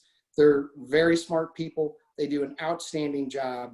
They're kind, they're compassionate, they're great judges. So to receive a 97%, which actually happened to be first among the 13, it was a real honor. So it's something that I'm really proud of, and I wanted to bring that up tonight and talk a little bit about that. So if elected as your circuit judge, I will continue to serve you with honor, with distinction, with fairness and impartiality, and a commitment to justice for all. When my judicial career comes to an end someday, and it will, I want to be able to look back and say that I made a real difference inside the courthouse. I treated people who came into my courtroom the way I would treat them if they came into my home. And if you treat people like that and you give them dignity and respect, whichever way you rule, and somebody's going to walk out of my courtroom, and they do every day, they both can't be happy because not both people can win. But if you treat them with dignity and respect and you give them an honest decision, then they're going to respect the system. They're going to respect what we do. And hopefully we can at least give them closure in their cases. So I want to be able to say, and I think I'll be able to say, that I've made a positive difference, not only in our courthouse, but in our community. Again, I want to thank you for this opportunity. I'm excited about the prospects of being elected circuit judge. I want to wish everyone a very good evening. Thank you. So those were the 2 candidates in the 3rd Judicial Circuit for the at-large position, Leslie Wood and Steve Stobbs. Now we're going to turn to the Appellate Court judge race. There are 2 candidates present for the 5th Judicial District Appellate Court position. That is, I would like first to hear from Sarah Smith. Good evening, everyone, and thank you to the League of Women Voters here in Edwardsville. Also, thank you to the Edwardsville branch of the NAACP for having us. I'm also wanting to thank the voters out there, because I know sometimes judicial elections aren't that exciting, especially we're at the bottom of the ballot. So I really appreciate you taking your time to be educated voters for this. I will try and keep my comments brief. I know we've been going for quite some time, and a lot of people don't like hearing a whole lot of attorneys and lawyers talk about things. So I'll try and keep my comments brief. I just want to thank you because I'm back here in front of you. In 2018, you elected me by overwhelming bipartisan support to be your circuit judge. I have served you. I'm a lifelong resident of Madison County, grew up in Morrow, and then moved into the big city when it only had 1 stoplight, and graduated from Edwardsville High School. And I have had the great opportunity to serve you as a soldier for the last 25 years. I've served you as a prosecutor in the Madison County State's Attorney's Office. I have served you as an associate judge, and I have served you as a circuit judge. And now I'm asking to serve on the appellate court. You're gonna hear a lot about experience today, and it's important to be a good appellate court judge. You have to have experience. But I think not only do you need experience on the bench, but you also need experience in front of the bench. You also need life experience. And I think there's also qualities that judges should have. I think they should be impartial. I think they should have a good temperament. I think they should have integrity. And so I just want to tell you quickly a little bit about my experience. I grew up in a union home. I had my first job at the age of 9, delivering papers for the Alton Telegraph, and then had a job detasseling corn all the way through junior high and middle school until I could get my first job. And I'm telling you that because hard work and a work ethic was very important in my family. My dad is 74 years old and still working, and he pretty much told me that if I wanted to go to law school, I need to figure out a way to pay for it. So I enlisted in the military right out of high school as a mechanic, and I served as a mechanic to put my way through law school and undergrad, and I became commissioned as a JAG officer. During that time, once I became an attorney, I was a civil litigator representing injured people for 10 years, and then I became a prosecutor for the last 5 years. I was appointed to the associate judge bench, where I handled mostly family matters, but as an associate and a circuit judge, I have covered every single case that has come through the courthouse. In my military experience as a JAG with over 15 years, I have served as a prosecutor, as a trial defense. I have served as an ad law expert, an operational law expert, a fiscal law expert, and a contract law expert. Most recently, I was appointed Illinois' first military judge, and I was also the first female judge for the entire United States Army National Guard. So that is something I'm very proud of. Since I've been on the bench, I've played a key role in the development of a lot of our newer accountability and problem-solving courts. I've helped create the Domestic Violence Accountability Court and the Child Support Accountability Court. I have also planned and coordinated the first National Adoption Day, which, as you know, when you're usually coming in the courthouse, it's usually never a happy experience, but adoptions are definitely a happy experience. And I'm proud to say that I believe last year was our 3rd year, and I believe we came 2nd in the nation for the number of adoptions that we've that occurred on National Adoption Day. I also sit on many advisory boards as a judge for Illinois. I'm on the board of the Illinois Judges Association. I am in the Madison County Bar Association vice president. I am on numerous Illinois State Bar Association boards as well. One of the things I'm proud of is that I'm co-chair of the Madison County Bar Association's Pro Bono Committee. And the reason why I'm proud of this is because, especially with COVID and especially with all the different things going on in the courtroom, accessibility for litigants to the courtroom is key. And as part of the Pro Bono Committee, what our goal is to help self-represented litigants who cannot afford attorneys, either hooking them up with services that can assist some certain charities that may help them, or just to give them the knowledge to have access to the courts. Because as some of these other candidates have mentioned, access to our courts is the #1 issue, I think, facing our court system today. As on the military side, I'm very proud that I drafted the legislation and the manual for Illinois court martials. Prior to that, if we had soldiers who were sexual assault offenders and who sexually assaulted other soldiers, the biggest thing we could do was just kick them out of the military. Oftentimes, civilian authorities did not want to mess with these types of cases because they occurred on a military base. But in 2017, we realized after one very particular harsh case that we needed a better system to deal with these sorts of offenders. And so we created, and I assisted with passing the legislation through the Illinois legislature, the Illinois Code of Military Justice, and I drafted the Manual for Courts Martial, which as a judge, it gives you the directions, kind of like the Supreme Court rules for handling cases. And as far as public service goes, that's the reason why I stepped up to run for this position. I believe that people should have a choice in who they have on the appellate court bench. And it's not just a saying for me and my family, it's actually a way of life. I am a 2-time combat veteran. I still currently serve as the highest ranking judge advocate in the Illinois Army National Guard. Just yesterday morning at 5 o'clock in the morning, we said goodbye to my husband, who's an active military, who's on his 4th tour to the Middle East. And we have 3 little boys. So I say all this because this also brings me to the life experience. 25 years of military serving, going down to Katrina after the floods hit, going to 2 combat zones, seeing what countries are like that do not have the freedoms that we have. It gives you a lot of life experiences, and you serve with soldiers, and it doesn't matter what their political affiliation is. When you're getting attacked, when you're getting hit by a V-bed, it doesn't matter the soldier that's running next to you, whether their political affiliation, whether they've got a D or an R behind their name, because we are all Americans for a same mission. And so I just want to close with that and just tell you that politics, I've seen the division that partisan politics has had at the national level, and it will have no place in my courtroom, whether I win or lose here in Madison County or not. It has no place in our courtroom. It's tearing up our country, and it's breaking my heart. And so one of the things that I had mentioned when I first started this campaign is that win or lose, I'm going to use this platform to do everything I can to try and be a voice of unity in our community and in Southern Illinois. And one of our slogans is, you need to start loving people more than you hate their politics. And I'm not talking about issues of morality. I'm talking about just political issues. Most political issues, not issues of morality, have a middle ground.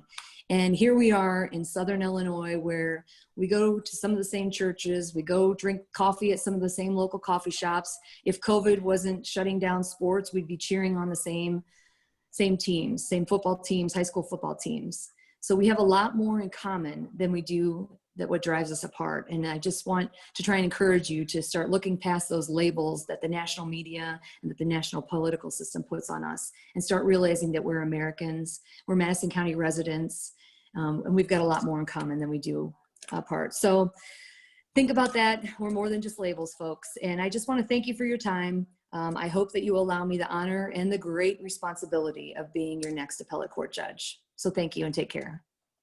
Thank you. Thank you. And the second candidate for the appellate judge, 5th Judicial Circuit, is Mark Boy.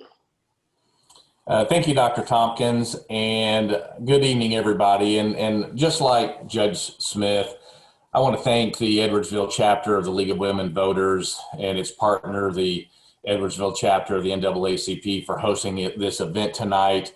And also for accommodating the four of us who were on another Zoom forum for Jackson County. So I know I speak for all four of our candidates that we greatly appreciate that and your patience. And also, as said before, having this forum at a time where it is very difficult for us to get out and meet people and see people. So I am Mark Bowie. My wife and I, Emily, live in Anna, Illinois. She teaches physical education grades K through 3rd in nearby Cobden, Illinois. We have 3 children, Nicholas, who's 20, Kaylin, who's 19, and Peyton, who's 17. And I say this not to garner anything, but my heart and my family's heart and prayers go out to Sarah and her family and her 3 little boys. And no matter what happens, and I'll be honest, I think Sarah would be too. We've talked, and she knows that our prayers are with her and her family, and not only with Mike, but also with everybody who's serving our country, our great nation, overseas and at home. And I just want to say that for Sarah, you have our heart and our prayers. And in the limited time, not to mention I'm about talked out for the night after answering questions for a while, but I'm going to focus a little bit about 2 important traits that any judge, and especially if you're going to serve on the appellate court, should have, and that's experience and impartiality. When I got out of law school, I came back to Anna. I went into practice with my father, and I was very fortunate to have him as a teacher and a mentor. Luckily, I had him all growing up, but really to help me learn how to practice law here in a small town. And back in 2000, the circuit judgeship came open, and I decided to run. And lucky enough, I was elected, and I've been in that position ever since. And with all due respect to the judges here on this forum tonight, I have the most judicial experience than all of the candidates. And I believe that the citizens of Southern Illinois deserve someone who's proven, someone who is experienced, a judge to hear those important appeals that are brought before the appellate court. And that is why I'm seeking this elected position. Although I currently sit in the assigned position on the court, people ask me why then are you running for an elected position? And I tell them, I'm running to make a long-term commitment to maintain my impartiality, my independence, and my common sense, my values growing up here in Southern Illinois, and most importantly, my experience and my oath to support the law and the Constitution on the appellate court for the citizens of Southern Illinois. So as I was saying, I have nearly 20 years experience on both the circuit and the appellate courts, and believe I have proven myself to possess the personal and legal traits that are necessary for that position. As the circuit judge here in Union County for 18 and a half years, it is a small county. You have one resident judge. I had that position. So I presided over all the various dockets for the county, which included the civil docket, the family docket, the juvenile docket, the mental health docket, the traffic docket, small claims, the criminal dockets. Pretty much any case that came into the courthouse, I have dealt with it over those 18 and a half years. And I listen to Judge Smith and the other candidates, and we talk about access to justice, and that is very, very important, no doubt about it. And I know Judge Smith has said on the family docket, that's where you cut your teeth with pro se litigants and giving them access to justice, and being more of a mediator and a problem solver, and trying to help the parties work through their issues for the best interest of the family. You know, the juvenile docket, very difficult. Criminal docket, you know, I've sat in murder cases. I've done trials, both in the civil realm and the criminal docket. I've had to make those decisions of whether or not to send someone to the Department of Corrections or put them on probation. I've made the decision in a sexual assault case how long that particular person should be sentenced. And those are difficult decisions to make, and they don't come lightly. And I think I've done that fairly and partially. So during that time, I've conducted hundreds of contested hearings, bench trials, like I said, done numerous civil and criminal jury trials. And during that time, I also spent as the presiding judge of the county, overseeing the judicial system, managing the day-to-day and the administrative duties, making sure the court system runs properly, dealing with the county board, with the sheriff, things such as that. And also during that time, I was assigned to hear many different types of cases throughout the entire First Judicial Circuit. So I was fortunate enough, and I'm honored to have been appointed to this assigned position on the Appellate Court May 1st of 2019. So I have nearly a year and a half service on the Appellate Court. During that time, I've heard numerous cases. I don't know the number. I've authored opinions, handled the daily duties of that office.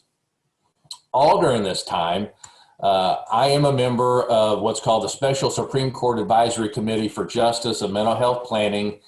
And that committee was commissioned by the Supreme Court, and we promulgated the standards, the application, the certification, and the review process for the various problem-solving courts here in Illinois. Those include the drug courts, the mental health courts, and the veteran courts. So I helped get those things started throughout the state. I also serve as its co-chairman on its compliance committee for the Mental Health and Developmental Disabilities Code. Say that twice real fast. And basically, Schultz Mental Health here in Union County, we have a state facility. So for 18 and a half years, I heard those cases involving involuntary commitments, medication hearings, and whatnot. So during, for that subcommittee, we drafted 2 Supreme Court rules involving those codes. We were instrumental in drafting 4 form orders that are now being used throughout the state in those types of cases. For the last 6 years, I've been a faculty presenter at the Judicial Education Conference, teaching on different subjects, and I have also been a First Judicial Circuit mentor, mentoring new judges. So I've also been recently asked to take over the role as the Illinois Judicial Representative for the Regional Judicial Opioid Initiative, also known as RJOI, and that's comprised of 7 Midwestern states to help those that have addiction problems that are involved in the court system, to get them the help they need, the diversion they need, so they have alternatives other than going off to the Department of Corrections. moving on to the impartiality part of it, I believe that if you ask the attorneys that appeared before me in the circuit court, I truly believe that they would tell you that I was fair, I was impartial in my rulings, in my orders. They may not have liked everything or agreed with everything that I ruled upon, but I believe they would truly tell you that my rulings were based upon the facts and the law in a particular case. In my courtroom, it did not matter what your name was. It didn't matter what law firm you were affiliated with or what side of the table you sat on. Plaintiffs, defendants, prosecutors, and defense. They all received the same treatment, the same impartiality, and the same fair hearing and trial that everyone else did. And I have brought that same fairness and partiality to the appellate court. Both sides deserve a fair trial at the trial court level and the appellate court level. And I will continue to base my opinions based upon the facts and the law of that particular case without any consideration of who the parties are or the attorneys that represent them. So I have been blessed. I've been honored to serve the citizens of Southern Illinois as the first judicial circuit as a resident judge for 18 and a half years. And now I've been honored to serve on the appellate court. I'm asking the voters to see and vote for me. And I would be very humbled if I could have a 10-year term, elected term on the appellate court. I thank you for this opportunity. I think I ran over longer than I wish. I apologize for that. I hope everybody has a great evening. God bless, and thank you for your support. So those were the two candidates for the 5th Judicial Circuit Judge for the Appellate Court, Sarah Smith and Mark Bowie. Our last event is the candidates for the judge for the Supreme Court 5th Judicial District of Illinois. I'm going to first ask Judy Cates to present herself and her qualifications to the voters. Oh, you're still muted.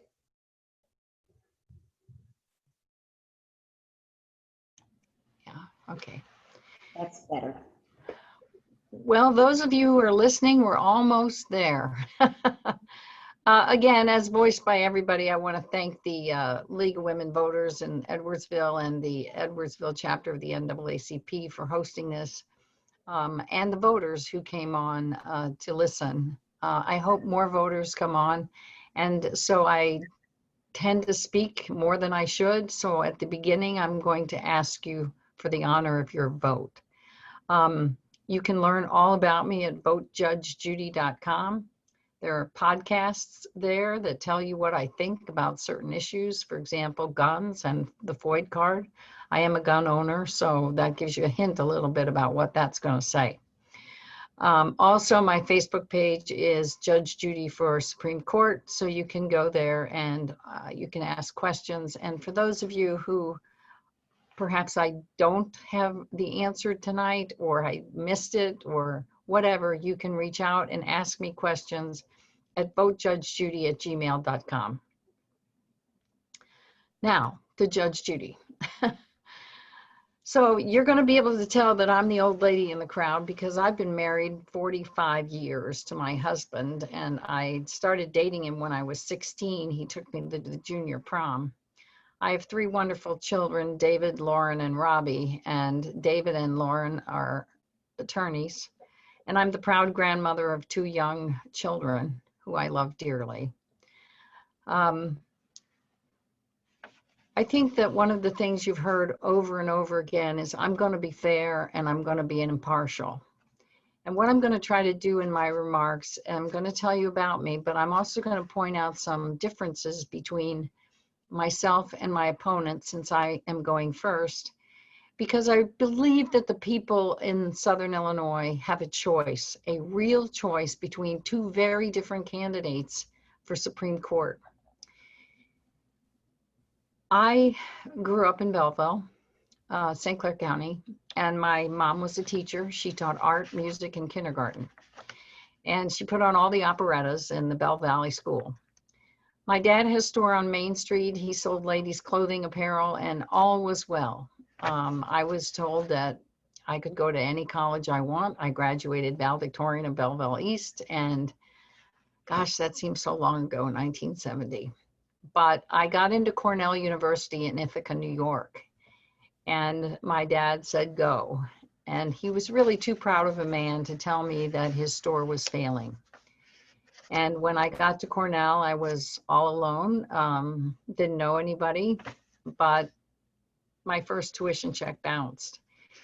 And when I called my dad, he said, don't worry, I'll move the money around. Well, the reality was what happens when you are faced with that situation. If you want to stay, you work. I could have come home. I could have gone to another more local college, but I chose to stay because it was the best education I could get. And my parents drilled into me, because of course my mom was a teacher and my dad believed in strong women. There were 3 of us girls. That you can do whatever you want to do if you're given the opportunity, and education is something they can never take away from you. So I worked, finished Cornell in 3 years, and then my husband proposed and I came back to the Washington University School of Law. Again, I had to finish that quickly because my husband was helping me go through, and I was clerking for a personal injury lawyer. My dad wanted a doctor. He didn't want a lawyer. But in a small town, you know, the lawyers seem to make a good living. So I disappointed my dad, and although I think he'd be proud of me now, but I disappointed my dad not going into medicine as a long-term career. And worked for this lawyer who was doing personal injury work. I'd never even heard of that. And he helped families. And I really fell in love with that. So all of a sudden, I wanted to be a trial lawyer when I graduated from Washington University. The problem was, in 1977, no one was hiring women lawyers. So what do? I hung out my shingle, actually, for a few months. And then I was honored that Rex Carr and the members of his law firm called me from East St. Louis. And they said, why don't you come on down and interview? Well, that was the beginning of a long 30-year career in personal injury as a litigator. Now, I also did pro se cases because I had lots of friends that the minute they found out I had a law degree, they needed something. But that was the most fun part of my life, is helping my friends with pro se issues. And we'll talk about access to justice in that regard in a moment. But going back to my career, so when I graduated, I got a job as a prosecutor. Now, you've heard a lot about prosecutors in the juvenile court today. And let me just say this. As a prosecutor in the juvenile court, I saw a child, a Black child, who had been dipped in bath water that was boiling hot because she was crying. She was about 2 years old.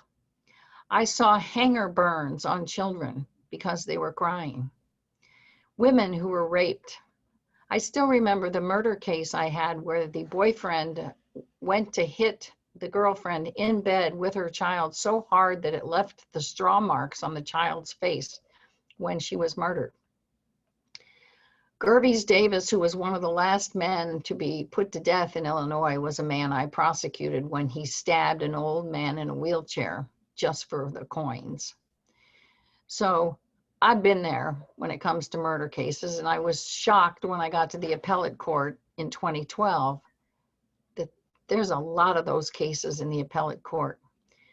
So experience is really important, as Mr. Gibbons said, when it comes to being on the bench.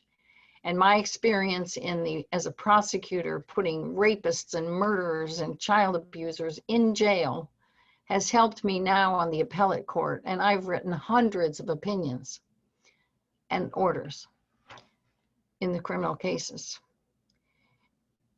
After 4 years of prosecuting, I became a trial lawyer.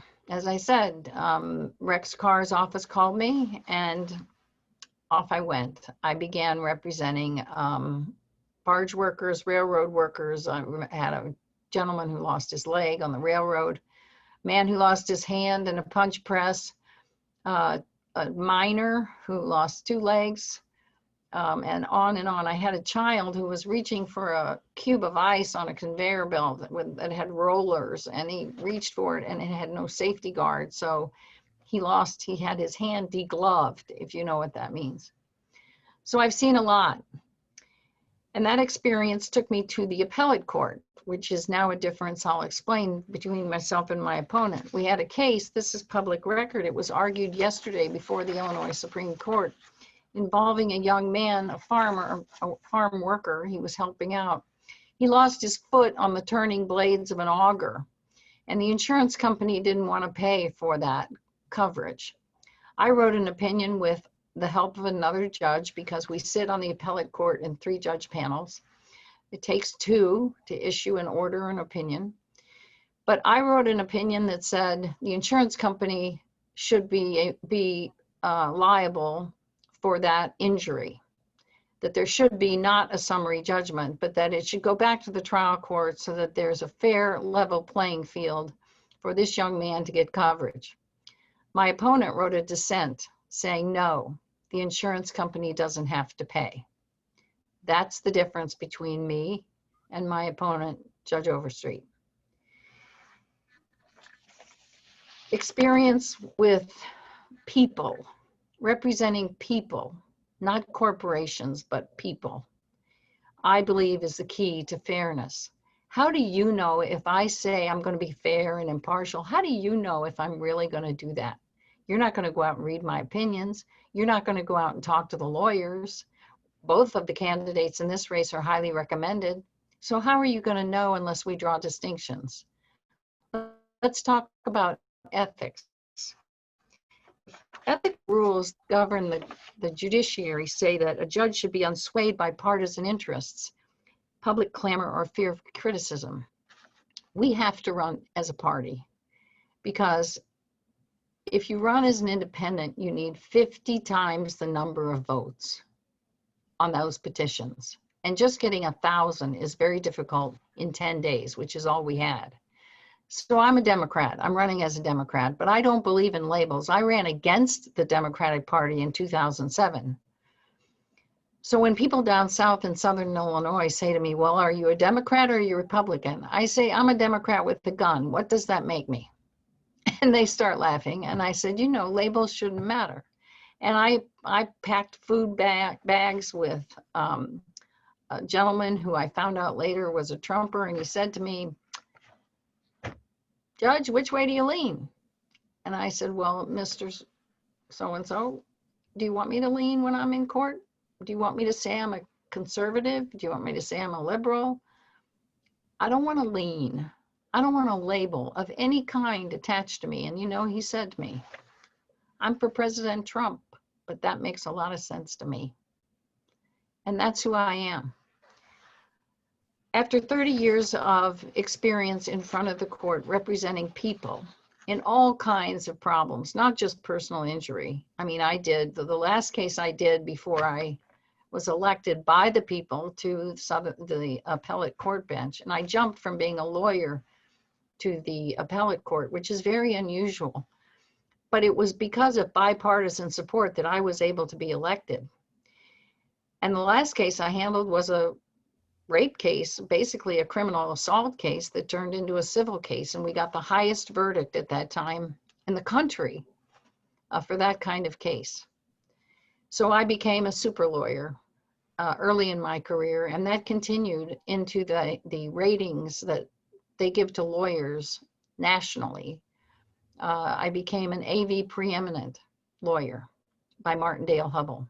My opponent has no rating to my knowledge. He never did enough in civil practice to even acquire a rating from Martindale-Hubbell. As I told you, I became an appellate court judge in 2012. I was elected, and I'm honored to have served you. I served with Melissa Chapman, who retired, which created the opening for Sarah Smith and Mark Bowie. And service, although my service is not as grand in scope and nature as Judge Smith, and I'm going to echo what Mark Bowie said, and that is, God bless Sarah's husband, because without people like him, we would not be able to be free in this democracy.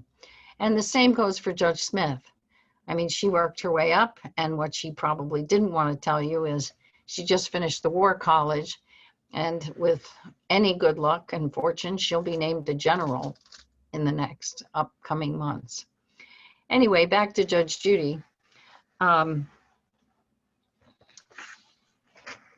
We have very different career paths, my opponent and I. And as a appellate court judge, I was determined to write the law, not to legislate, but to enforce the orders and the rules and the rule of law as it's presently written. I'll give you an example.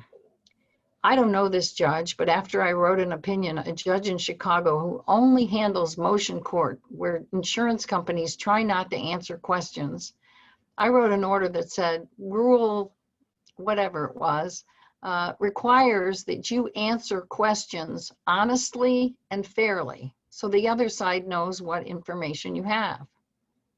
I didn't know at the time that a woman judge was sitting in motion court, but she wrote me a letter, which I have on my wall, thanking me for the opinion, because now she says she has a basis upon which to tell these trial lawyers that they have to answer questions. That's why I joined the appellate court. It wasn't to get a paycheck. I've waived my pension. I'm not asking this state for a pension or you voters for a pension. I didn't do it for the paycheck. I did it for you, the people of Southern Illinois, and that's who I serve. But this hasn't been my first service. I served on a school board twice, a grade school where we needed a new school, and I led a referendum called Vote Yes, and we passed that referendum third time through, not my prior times, but I was the third one trying, and we got it through, built a new school. I also contributed money from a law case of mine that allowed tennis courts to be built at the high school that I went to. Contributions were also made to Southern Illinois University at Carbondale from that case. Education, education, education, as I've said before. I became a law professor at Washington University and St. Louis University School of Law. And I wrote many articles, including a very recent one on the change to the Illinois Supreme Court rules as a result of the pandemic. I act as a mentor to law students, and I act as a moot court judge for Southern Illinois University School of Law and their health department, as well as the Washington University School of Law. I am the only woman who has held the title of president of the Illinois Trial Lawyers Association. This is an association of lawyers that promotes safety in the workplace and represents victims, the same thing that I was doing for 30 years. These lawyers blessed me by nominating and electing me as their only woman thus far. Although I think a Madison County woman is certainly in line, if not ready to be appointed and win that seat. But you're looking at the only woman that's held that title since this organization started in 1952. So I've been blessed. But I've worked hard, and I'm going to work hard for you as your Illinois Supreme Court Justice. And as far as other service, I maintain a scholarship at the local community college for my mom, in the name of my mom for art, and in the name of my dad for business. What am I going to do as a Supreme Court Justice? Well, I'm going to make sure that we have a level playing field. I'm going to increase diversity in the courts, because one thing that the Illinois Supreme Court Justice for this district does is they get to appoint vacancies. So, for example, LWVEA is serving by appointment. That's because there is one judge that is appointed to the court and 6 are elected. So regardless of how that election comes out, if I win the Supreme Court seat, I will appoint my replacement. So that'll be the first appointment I get to make. And in making that decision, I will form a committee that's not lawyers, not just lawyers, but community leaders, people who are involved in the system. Law enforcement. people who are involved in the criminal system. We want the most qualified, the most experienced, the fairest person we can find. I support law enforcement, by the way. I represented the Swansea Police Department where I live for 30 years. My son now represents them because I got elected at the court and I can't keep representing them. I think we went through 5 chiefs and huge annexations. So we went from a small department to being a much larger department. But I'm also supported by John Lakin, your sheriff in Madison County, as well as the St. Clair County Sheriff. Benny Vick, the sheriff of Williamson County, has endorsed me, as well as Robert Burns, the sheriff of Jackson County. So law enforcement is something that I'm very, very supportive of. And I think that we need to, as the Supreme Court justice, find a way to eliminate any inherent bias in our courts as it relates to the criminal justice system.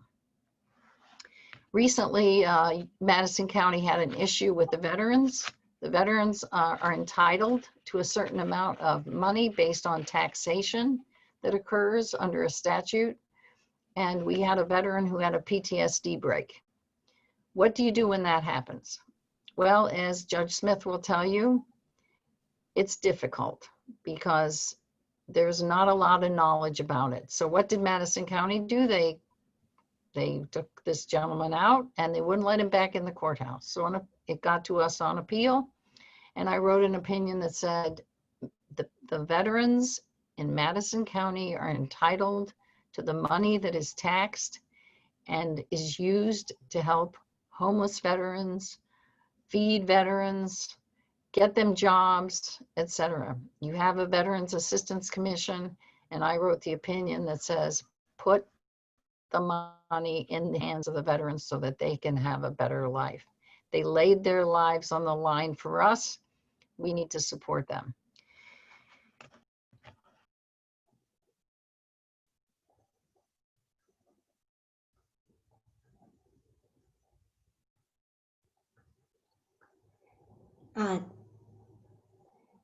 Judge Cates, you're no longer audible.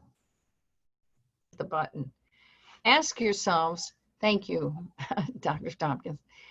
Ask yourselves, what opinions have been written? What is your stance on issues that we can't commit to the decision we'll make, but we can commit to issues? What is a constitutional conservative with a small c? That means somebody who's not affiliated with a party. That's how my opponent characterizes himself. That's a label. I've told you, I don't label. Politics has no place in a courtroom. But a constitutional conservative says, I'm not affiliated with a party. And yet, when you look at the ads that are going to show up in your social media box or on television, they are being run by the Illinois Republican Party. I am not Madigan's puppet, as some people will portray me. I have not run a negative ad, but they've already started.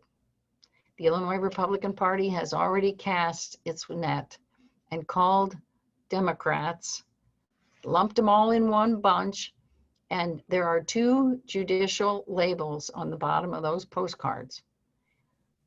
And those judicial candidates are the Republican candidates here tonight. And they may now say, well, we disavow that. But the problem is, how did they get your logo? We can't have another Mag Carmire race, ladies and gentlemen. We just can't do that. We lived it once and we shouldn't have to live it again. Access to justice. I sit on the working committee for the access to justice for people who cannot get into the appellate court. And as a result of that working committee,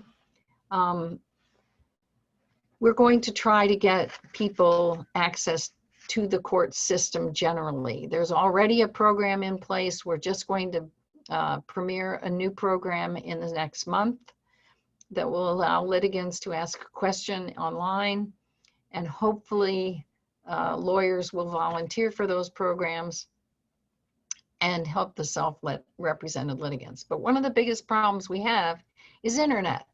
Not everybody has internet. You get down into the rural counties and there's no internet in many of these places. So you're going to have to go figure out and think outside of the box. And one suggestion I have is the local law libraries. like we did earlier today in Jackson County. Okay, so I think we're going to have to wrap the program up quite soon. So Okay, I'll get to the end. Thank you. So, as I've been saying, go to my website. I hope tonight that in the short time we've had, I've earned the honor of your vote. And I'm asking for the honor of your vote because there's no higher privilege in my mind than having someone give me their endorsement and say, I voted for you, Judge Judy. Thank you, and thank you all for listening.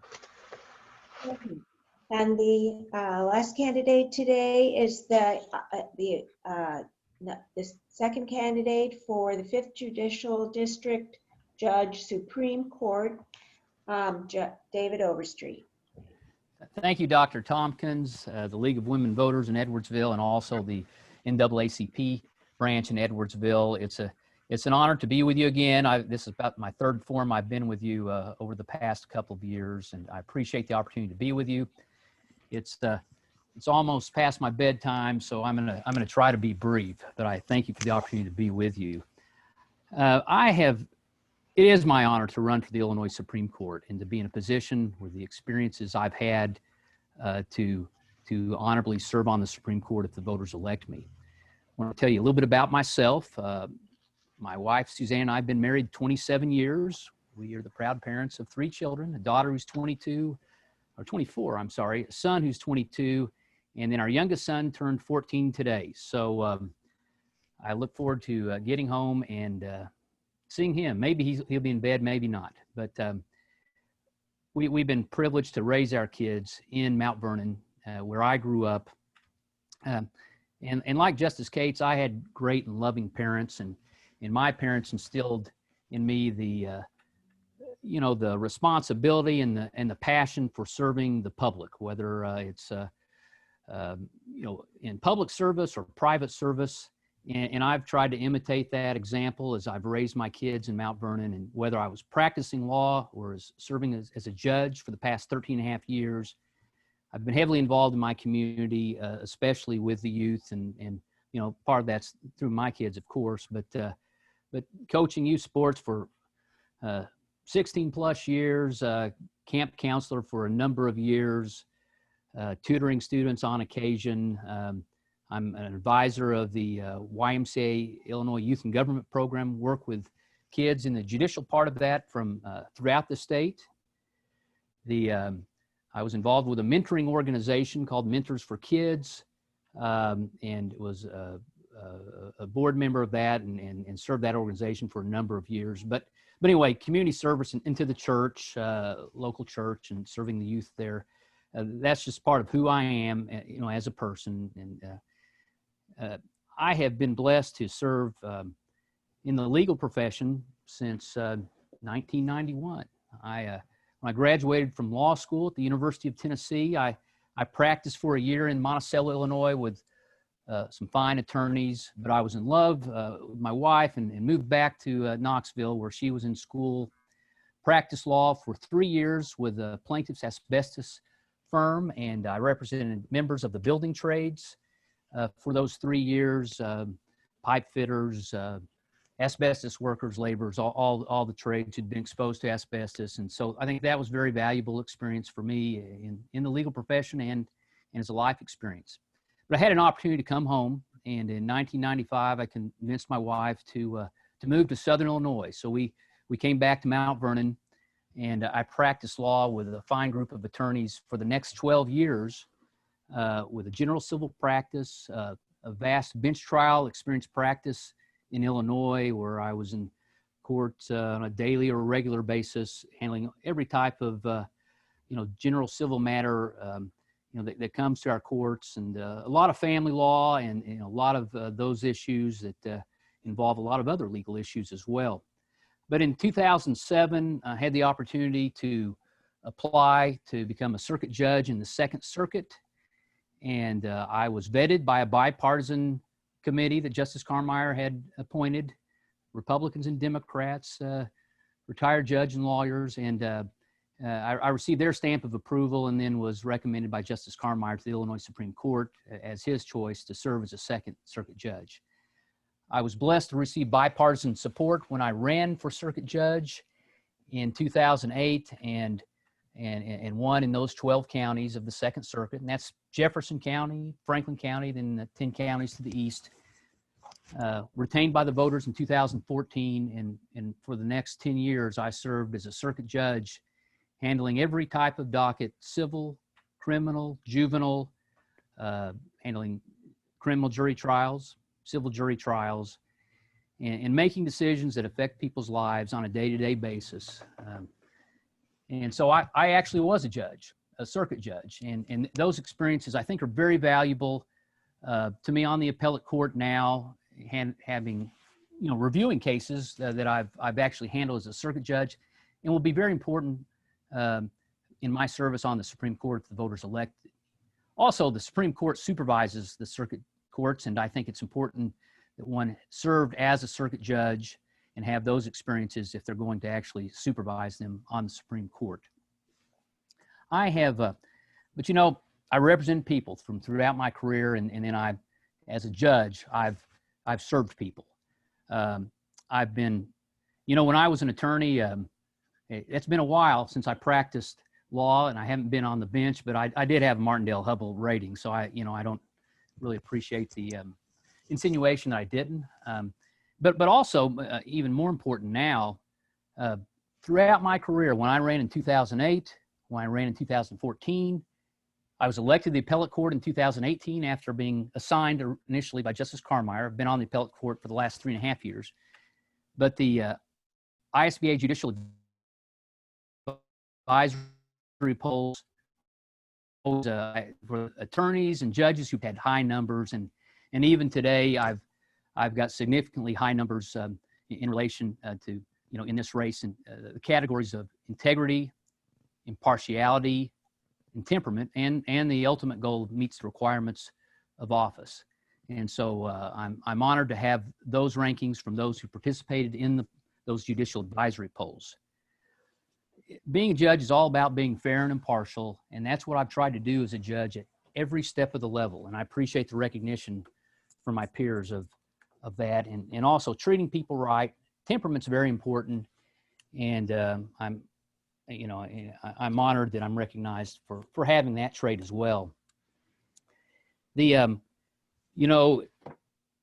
not going to talk about cases that I've ruled upon either as a circuit judge or as an appellate judge, and I think it's not right to politicize whether I wrote a dissent or a majority opinion in a certain case. I would invite the public to read those cases.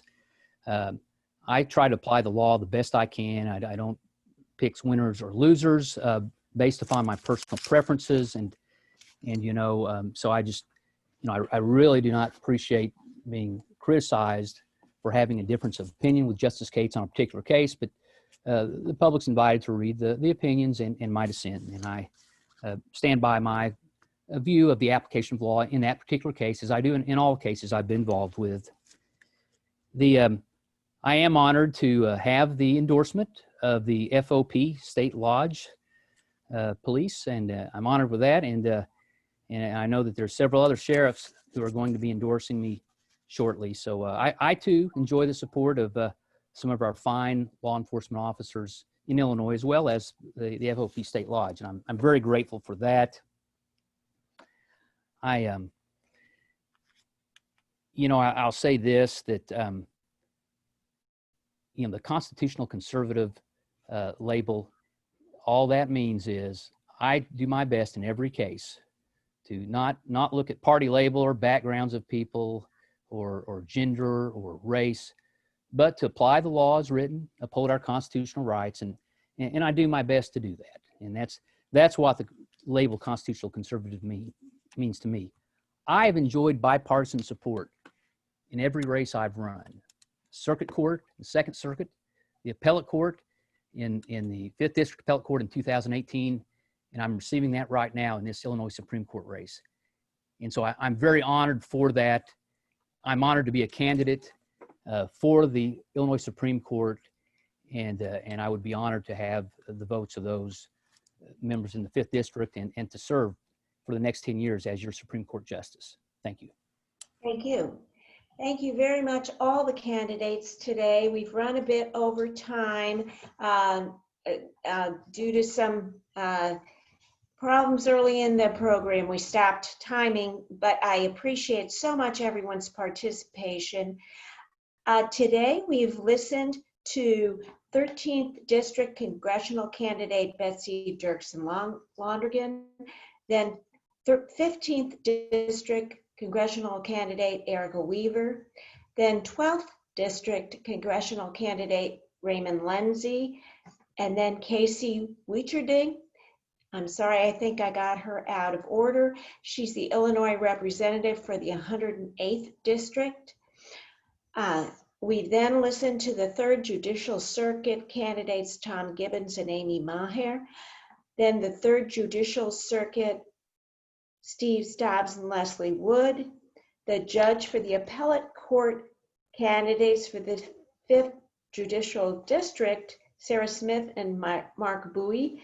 And then for the 5th Judicial District judge for the Supreme Court, we listened to Judy Cates and David Overstreet.